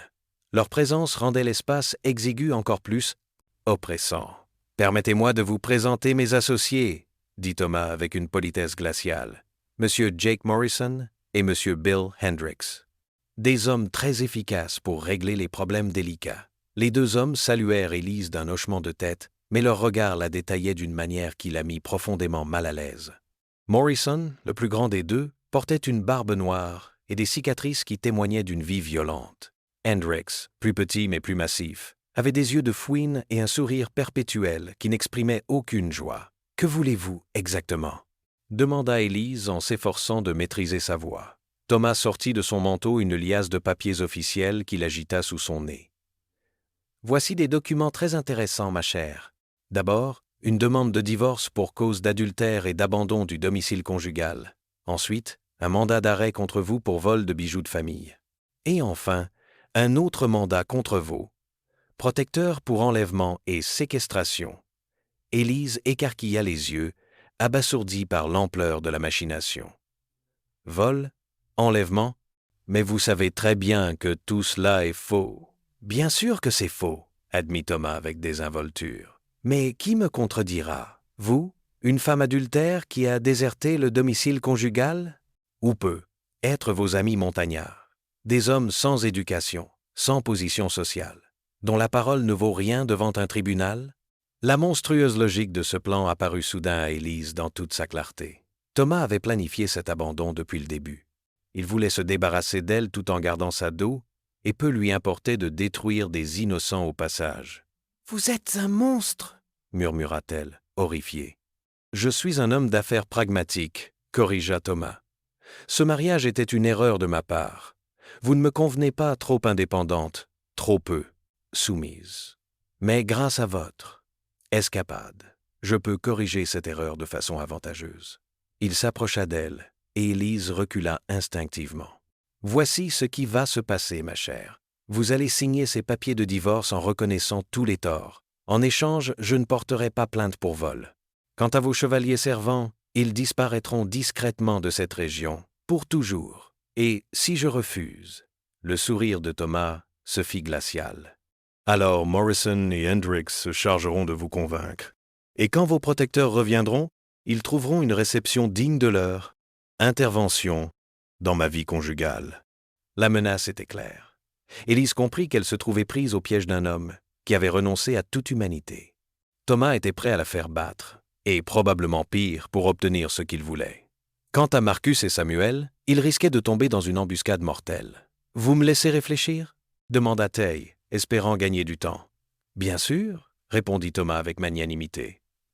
Vous avez exactement 1 minute. C'est à ce moment qu'un coup de feu retentit dehors, suivi d'un cri de douleur. Thomas et ses hommes se figèrent, la main sur leurs armes. « Qu'est-ce que » commença Morrison. Il n'eut pas le temps de finir sa phrase. La porte de la cabane s'ouvrit brutalement et Marcus apparut sur le seuil, son fusil à la main et le visage dur comme la pierre. Derrière lui, Samuel pointait un pistolet sur les chevaux des intrus. « Bonjour, messieurs, » dit Marcus d'une voix calme qui n'en était que plus menaçante. « J'espère que vous passez un agréable séjour dans nos montagnes. » Thomas pâlit en découvrant ces deux hommes qu'il avait sous-estimés. Morrison et Hendricks tentèrent un geste vers leurs armes, mais Marcus les arrêta d'un mouvement de canon. « Je ne vous le conseille pas, messieurs. Mon frère et moi, nous connaissons ces montagnes comme notre poche. Et nous savons très bien nous servir de nos armes. » Élise sentit un immense soulagement l'envahir. Marcus et Samuel étaient revenus à temps, et ils avaient visiblement évalué la situation avant d'intervenir.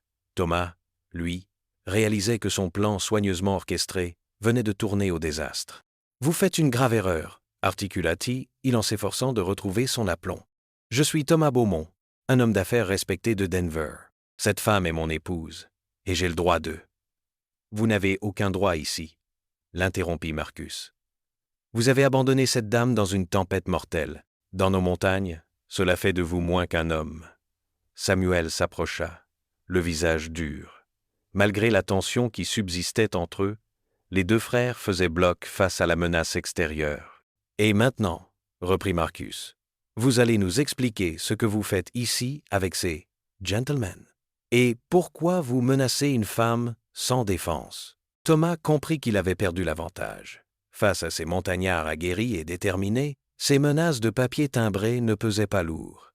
Mais il n'était pas homme à renoncer facilement. « Cette affaire n'est pas terminée, » cracha-t-il. « Je reviendrai avec plus d'hommes et l'autorité de la loi. Vous ne pouvez pas garder ma femme prisonnière indéfiniment. » « Prisonnière ?» Samuel éclata d'un rire sans joie. « Madame Beaumont est libre de partir quand elle le souhaite. Avec qui elle le souhaite. N'est-ce pas, Élise ?» Tous les regards se tournèrent vers elle. Élise réalisa que le moment de vérité était arrivé.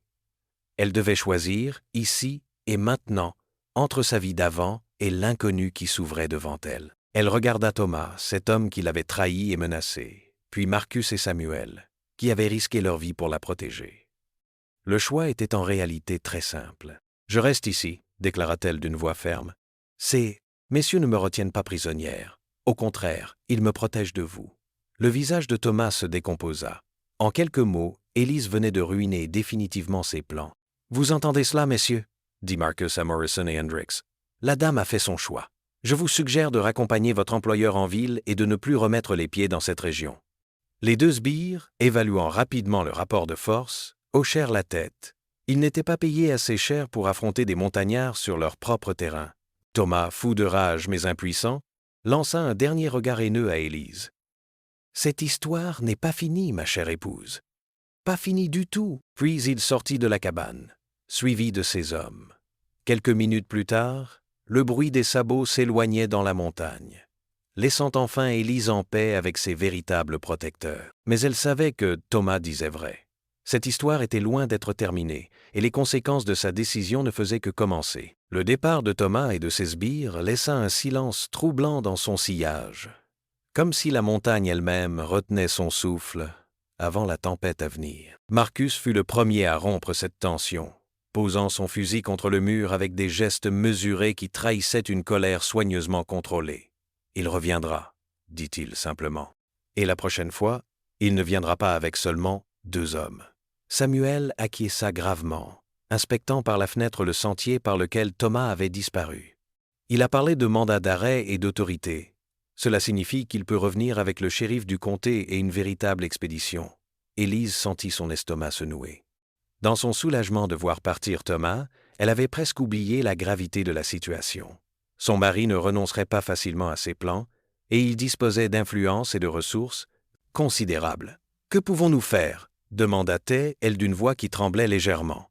Marcus s'approcha de la cheminée et contempla les flammes pendant un long moment avant de répondre. Quand il se tourna vers eux, son visage avait pris cette expression de détermination froide qu'Élise lui avait vue quand il évoquait la guerre. « Nous avons 3 options, énuméra, il méthodiquement. Première option, nous nous rendons et nous laissons Thomas reprendre Élise. Jamais, gronda Samuel, avec une véhémence qui surprit tout le monde, y compris lui-même. Deuxième option, poursuivit Marcus sans relever l'interruption de son frère.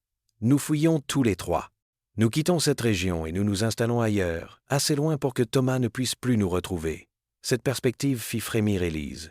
Fuir signifiait abandonner la seule vie qu'elle connaissait, renoncer définitivement à son identité sociale, devenir une fugitive. Mais cela signifiait aussi entraîner Marcus et Samuel dans sa chute, les obliger à tout abandonner à cause d'elle. « Et la troisième option » demanda-t-elle, bien qu'elle redoutât la réponse. Le regard de Marcus se durcit encore. « Nous restons et nous nous battons. Nous prouvons que les accusations de Thomas sont fausses et que c'est lui le véritable coupable dans cette affaire. »« Comment pourrions-nous y arriver » objecta Samuel. « Thomas a de l'argent, des relations, des avocats.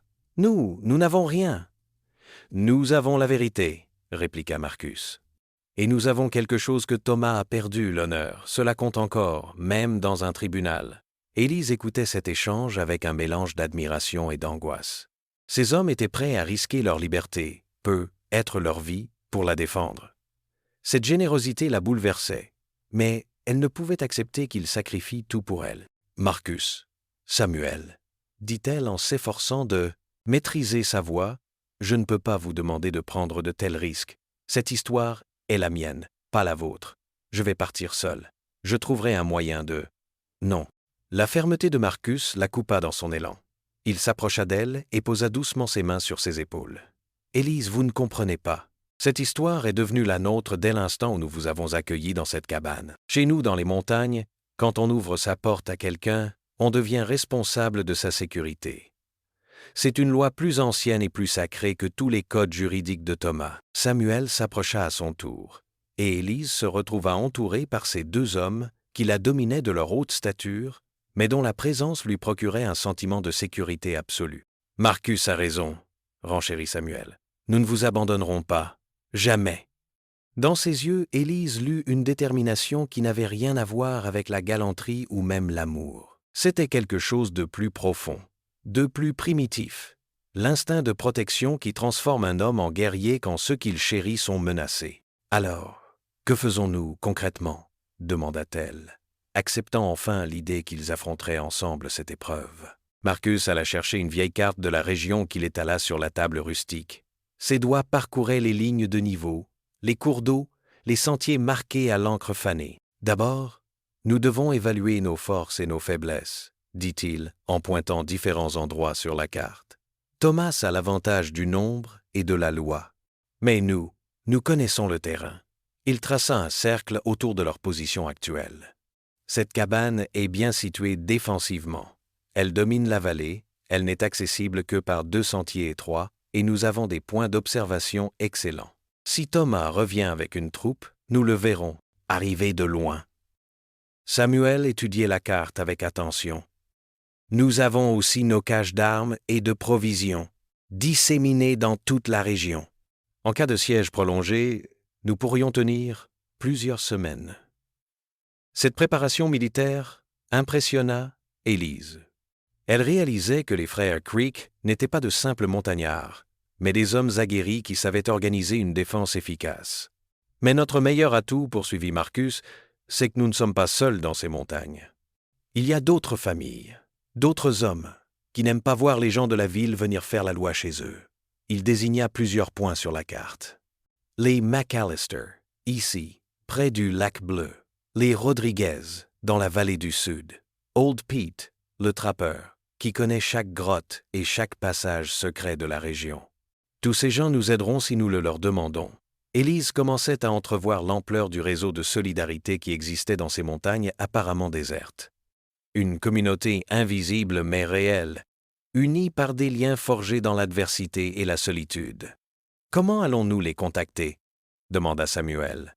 Marcus sourit pour la première fois depuis l'arrivée de Thomas. « Tu te souviens du système de signaux que papa nous avait appris » Samuel hocha la tête avec un sourire complice. « Les feux de berger. » « Bien sûr. » Élise les regarda tour à tour, intriguée. « De quoi parlez-vous » ? « C'est un vieux système de communication utilisé par les bergers et les trappeurs, » expliqua Marcus. Des feux allumés à des endroits précis, selon des codes établis. En une nuit, un message peut faire le tour de toute la région montagneuse. Cette révélation fascina Élise. Elle découvrait l'existence de tout un monde parallèle, organisé selon ses propres règles et ses propres moyens de communication. Un monde que Thomas et ses semblables ne soupçonnaient même pas. Ce soir, poursuivit Marcus, Samuel ira allumer le feu de rassemblement au pic de l'Aigle. D'ici demain, tous nos amis sauront que nous avons besoin d'aide. L'après-midi fut consacré aux préparatifs. Marcus et Samuel vérifiaient leurs armes, comptaient leurs munitions, organisaient leurs provisions. Élise, ne voulant pas rester inactive, se chargea de préparer des bandages et de rassembler tout ce qui pouvait servir de matériel médical. Cette activité lui rappelait les récits qu'elle avait lus sur les femmes qui soutenaient leurs hommes pendant les guerres. Elle, qui avait toujours vécu dans le confort douillet de Denver, découvrait qu'elle pouvait être utile en situation de crise. « Vous n'avez pas peur ?» lui demanda Samuel pendant qu'ils préparaient ensemble des cartouches. Élise réfléchit honnêtement avant de répondre. « Si, j'ai peur, mais c'est une peur différente de celle que j'éprouvais avec Thomas. Là-bas, j'avais peur de perdre ma dignité, de devenir moins que rien.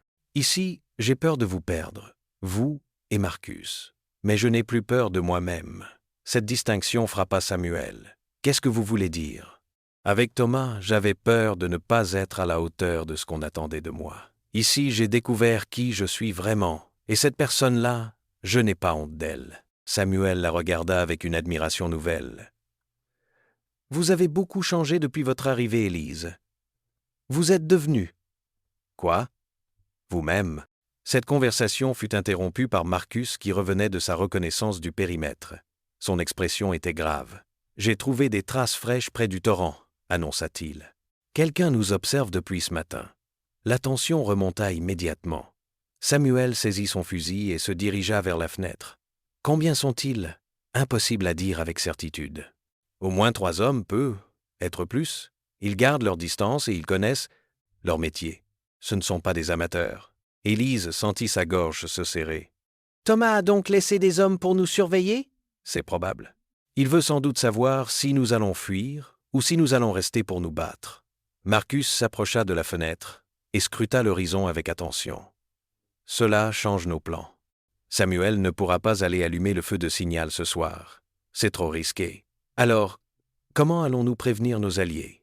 Un sourire mystérieux éclaira le visage de Marcus. « J'ai une autre idée, plus risquée, mais plus efficace. » Il se tourna vers Élise. « Cela va vous demander beaucoup de courage. Êtes-vous prête à jouer un rôle actif dans notre défense ?» Élise redressa les épaules, surprise de découvrir en elle une détermination qu'elle ne se connaissait pas. « Dites-moi ce que je dois faire. » Marcus la regarda avec fierté. Cette femme fragile qui était arrivée terrorisée dans leur cabane était en train de se transformer en guerrière. Et ils savaient qu'avec elle à leur côté, ils avaient une chance de l'emporter. « Voici mon plan, » dit-il en rassemblant Samuel et Élise autour de la carte. « C'est audacieux, mais c'est notre seule chance de prendre l'avantage sur Thomas avant qu'il ne revienne en force. » Et tandis qu'il exposait sa stratégie, le soleil déclinait derrière les pics, annonçant une nuit qui pourrait bien décider du sort de leurs 3 vies entremêlées. La nuit était tombée depuis 2 heures quand Élise entreprit la mission la plus dangereuse de sa vie. Vêtue de vêtements sombres empruntés à Samuel et le visage noirci avec de la suie, elle se glissait silencieusement entre les rochers qui bordaient le sentier principal. Dans sa main tremblante, elle serrait une lanterne sourde que Marcus avait spécialement préparée pour cette occasion. Le plan était d'une simplicité audacieuse. Pendant que Marcus et Samuel créeraient une diversion près de la cabane pour attirer l'attention des espions de Thomas, Élise se faufilerait jusqu'au pic de l'Aigle pour allumer le signal de détresse qui alerterait tous les montagnards de la région. Une fois le feu allumé, elle devrait redescendre par un sentier détourné que Samuel lui avait soigneusement décrit. « Souvenez-vous » lui avait répété Marcus avant son départ, « 3 éclats longs, puis 2 courts, puis 3 longs à nouveau. C'est le signal d'urgence absolu. Tous ceux qui le verront comprendront qu'une famille montagnarde est en danger mortel. » Élise progressait centimètre par centimètre, s'arrêtant à chaque bruit suspect, chaque mouvement d'ombre. Sa robe de citadine avait été remplacée par des vêtements pratiques qui lui permettaient de se mouvoir librement, mais elle n'en restait pas moins novice dans l'art de la progression nocturne en terrain difficile. Au loin, elle entendait Marcus et Samuel, qui mettaient leur diversion en œuvre. Des bruits de vaisselle entrechoqués, des éclats de voix délibérément forts, De la lumière qui dansait derrière les fenêtres de la cabane tout pour donner l'impression d'une soirée normale et attirer l'attention des surveillants vers leur refuge habituel. Le sentier qui menait au pic de l'Aigle était encore plus escarpé que Samuel ne l'avait décrit. Élise devait s'aider de ses mains pour grimper par endroits, ses paumes s'écorchant sur la roche rugueuse. Mais chaque mètre parcouru la rapprochait du but, et cette perspective lui donnait la force de continuer. C'est à mi-parcours qu'elle entendit le bruit qui glaça son sang, des pas lourds qui se rapprochaient dans l'obscurité. Quelqu'un montait par le même sentier qu'elle, quelqu'un qui ne prenait pas la peine de dissimuler sa progression. Élise se plaqua contre un rocher, retenant son souffle. Les pas se rapprochaient inexorablement. Une voix rauque s'éleva dans la nuit. « Jake, tu es sûr qu'elle est passée par là? »« Certain. J'ai vu une ombre qui se dirigeait vers le pic. »« Cette garce essaye de nous filer entre les doigts. » Élise reconnut les voix de Morrison et Hendricks, les deux sbires de Thomas. Il l'avait repéré malgré toutes ses précautions. Son cœur battait si fort qu'elle craignait qu'il ne l'entende. « Le patron sera content qu'on l'ait suivi, » ricana Hendricks. « Il commence à en avoir assez de jouer au chat et à la souris. »« Ouais, » approuva Morrison. « Et moi, j'ai hâte de régler son compte à cette petite princesse qui se prend pour la reine de la montagne. » Le ton de leur voix ne laissait aucun doute sur leurs intentions. Élise comprit qu'elle ne devait pas seulement craindre d'être capturée, mais que sa vie même était en danger. Les pas continuaient à se rapprocher.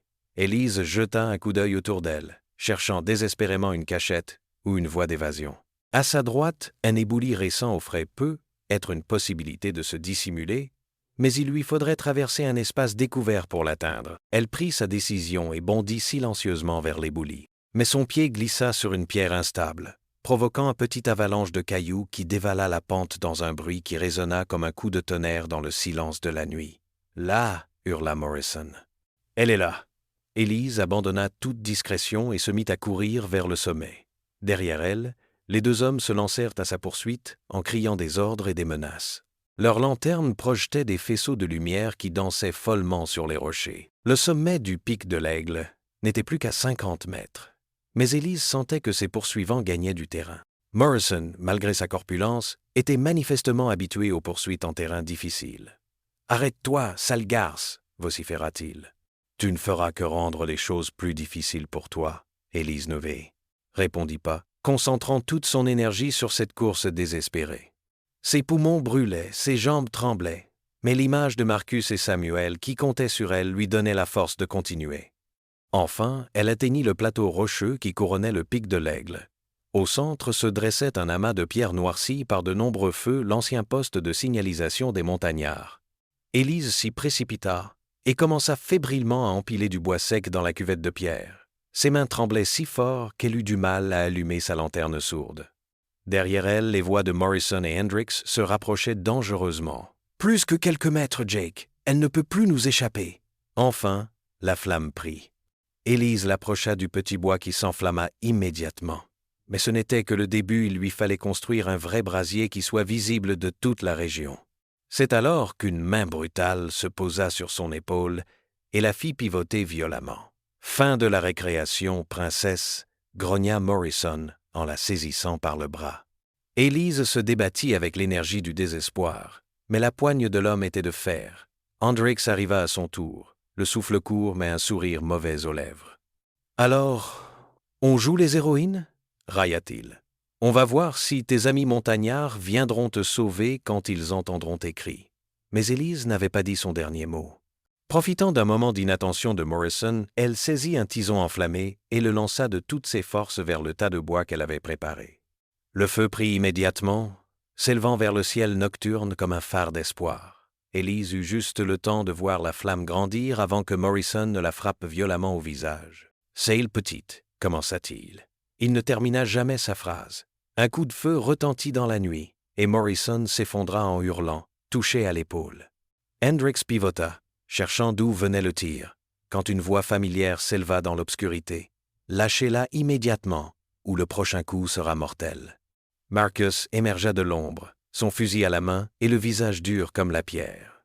Derrière lui, Samuel pointait son pistolet sur Hendricks, qui levait lentement les mains. « Comment avez-vous » balbutia Hendricks.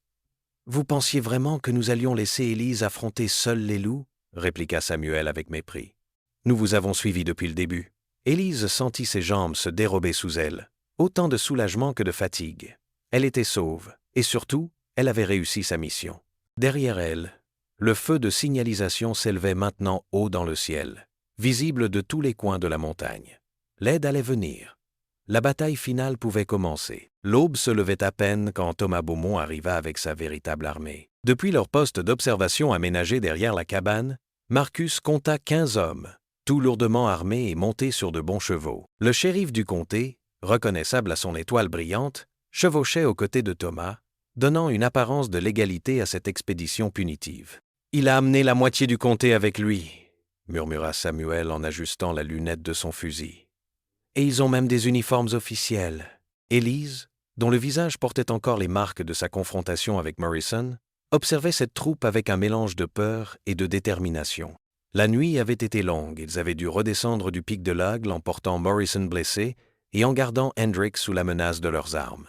Les deux sbires étaient maintenant solidement attachés dans la remise, témoins involontaires des méthodes peu recommandables de leur employeur. « Regardez là-bas », dit Marcus en pointant vers les crêtes environnantes. « Nos amis sont arrivés. » Élise suivit son regard et découvrit avec émerveillement que la montagne n'était plus déserte. Sur chaque piton rocheux, derrière chaque bouquet d'arbres, elle apercevait des silhouettes armées qui observaient la vallée.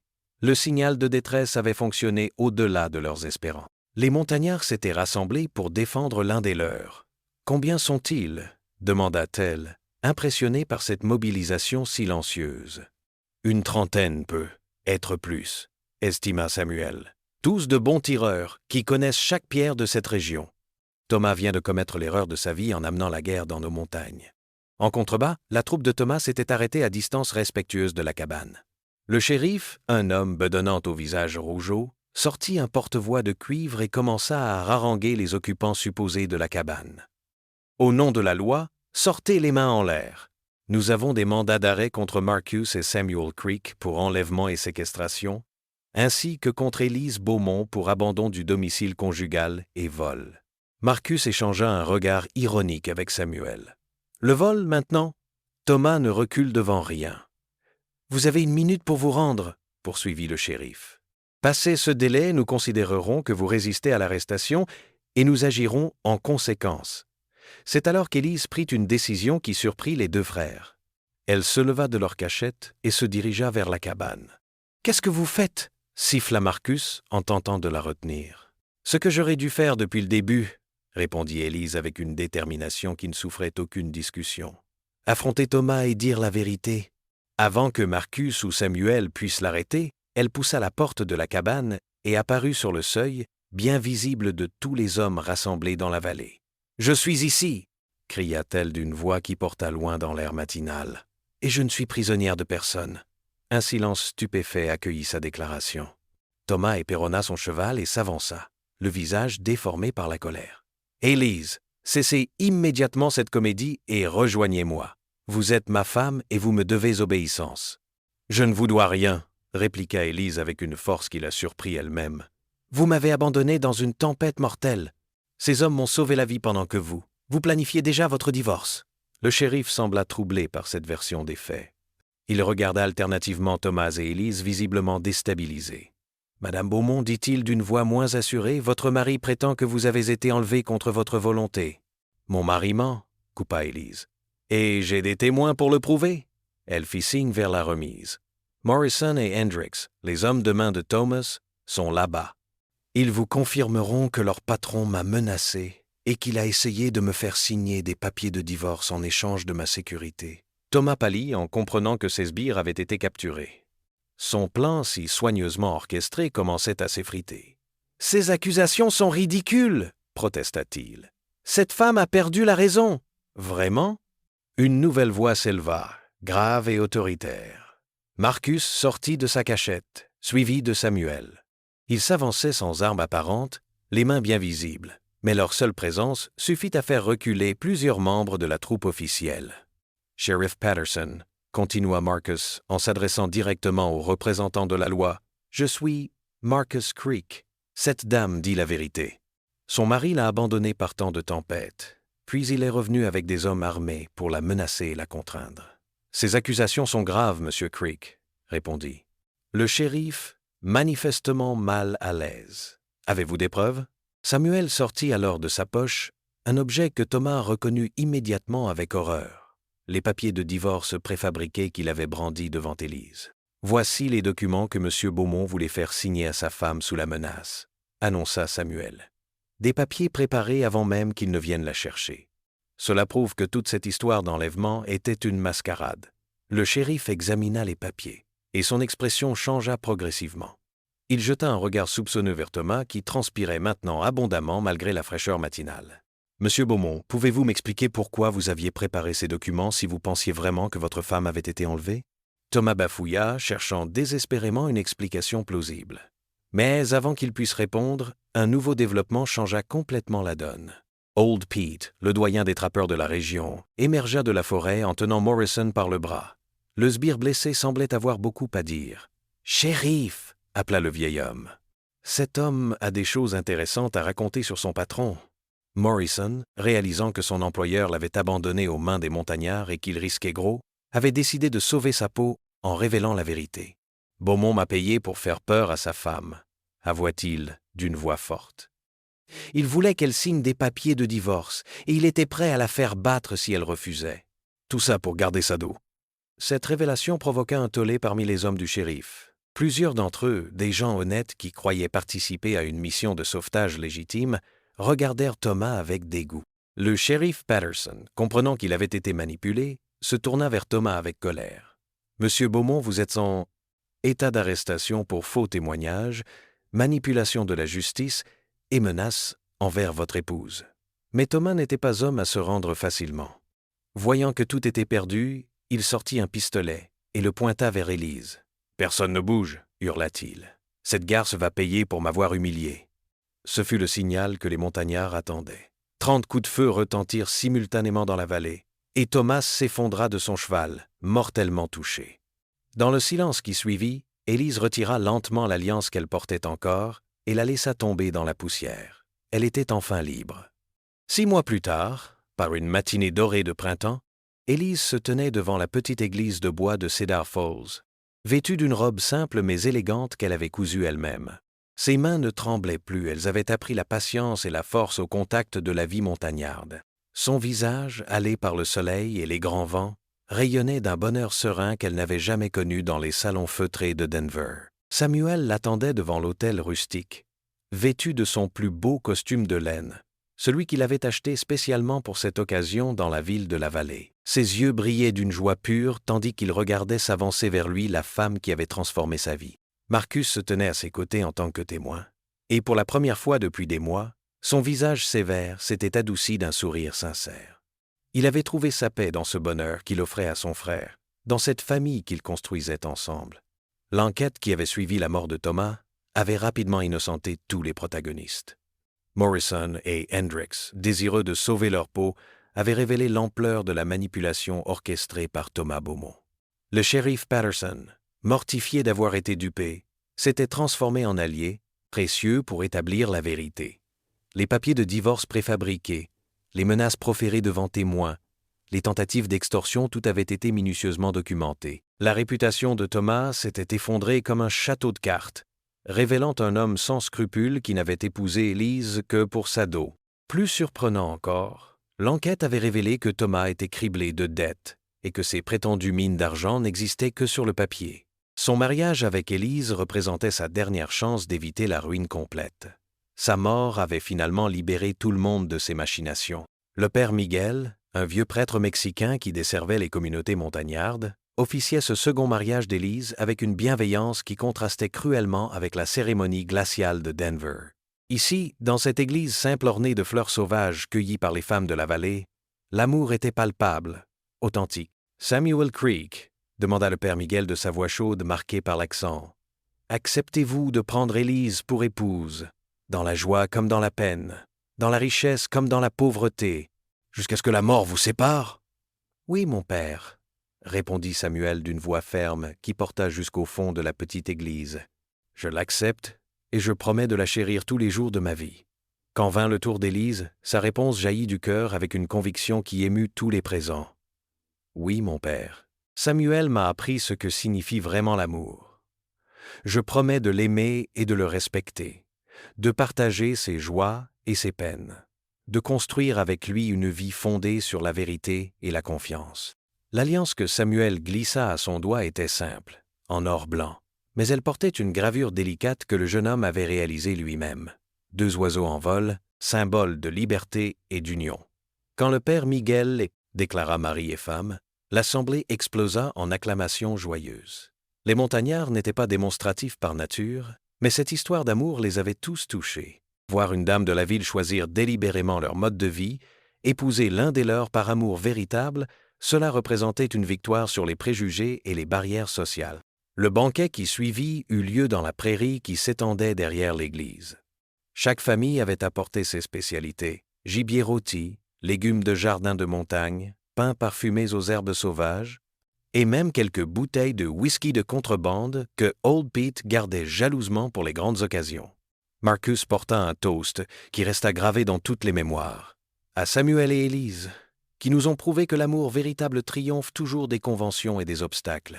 Puisse-t-il être heureux aussi longtemps que couleront les rivières de nos montagnes. Élise, émue aux larmes, répondit par ses propres mots. Vous m'avez tous accueilli comme une fille, une sœur, une amie. Vous m'avez appris que la vraie noblesse ne se mesure pas au titre ou à la fortune, mais à la générosité du cœur et à la droiture de l'âme. Je suis fier d'appartenir désormais à votre communauté. Plus tard, quand les festivités touchèrent à leur fin et que les invités commencèrent à regagner leur foyer disséminé dans la montagne, Marcus s'approcha des nouveaux époux. « J'ai quelque chose pour vous », dit-il en sortant de sa poche, un petit paquet enveloppé de tissu. Samuel et Élise l'ouvrirent ensemble et découvrirent le médaillon d'Emma, celui qui contenait les photographies de sa défunte épouse et de son enfant. « Marcus, nous ne pouvons pas accepter cela, » protesta Samuel. « C'est votre bien le plus précieux. »« Justement, » répondit Marcus avec émotion. « Emma m'a appris que l'amour se multiplie quand on le partage. Elle aurait voulu que vous ayez ceci, non pas pour remplacer son souvenir, mais pour que sa bénédiction accompagne votre bonheur. » Élise prit délicatement le médaillon et l'ouvrit. En regardant le visage souriant d'Emma, elle eut la certitude étrange que cette femme qu'elle n'avait jamais connue approuvait son choix et bénissait leur union. « Merci, Marcus, » murmura-t-elle. « Nous le garderons précieusement et nous transmettrons son histoire à nos enfants. » Le mot « enfant » fit briller les yeux de Samuel. Il imaginait déjà des petits êtres qui grandiraient dans ces montagnes libres, éduqués dans l'amour de la nature et le respect des vraies valeurs. Marcus les regarda s'éloigner vers leur nouvelle maison, une cabane plus grande qu'ils avaient construite ensemble dans une clairière ensoleillée, et sourit. Son frère avait trouvé le bonheur qu'il méritait, et lui-même avait trouvé une paix qu'il croyait perdue à jamais. Quelques mois plus tard, quand Élise annonça qu'elle attendait leur premier enfant, Marcus comprit que sa famille continuait de grandir. Il ne serait plus seulement un frère, mais un oncle aimant qui transmettrait aux nouvelles générations l'héritage de courage et d'honneur des Creek.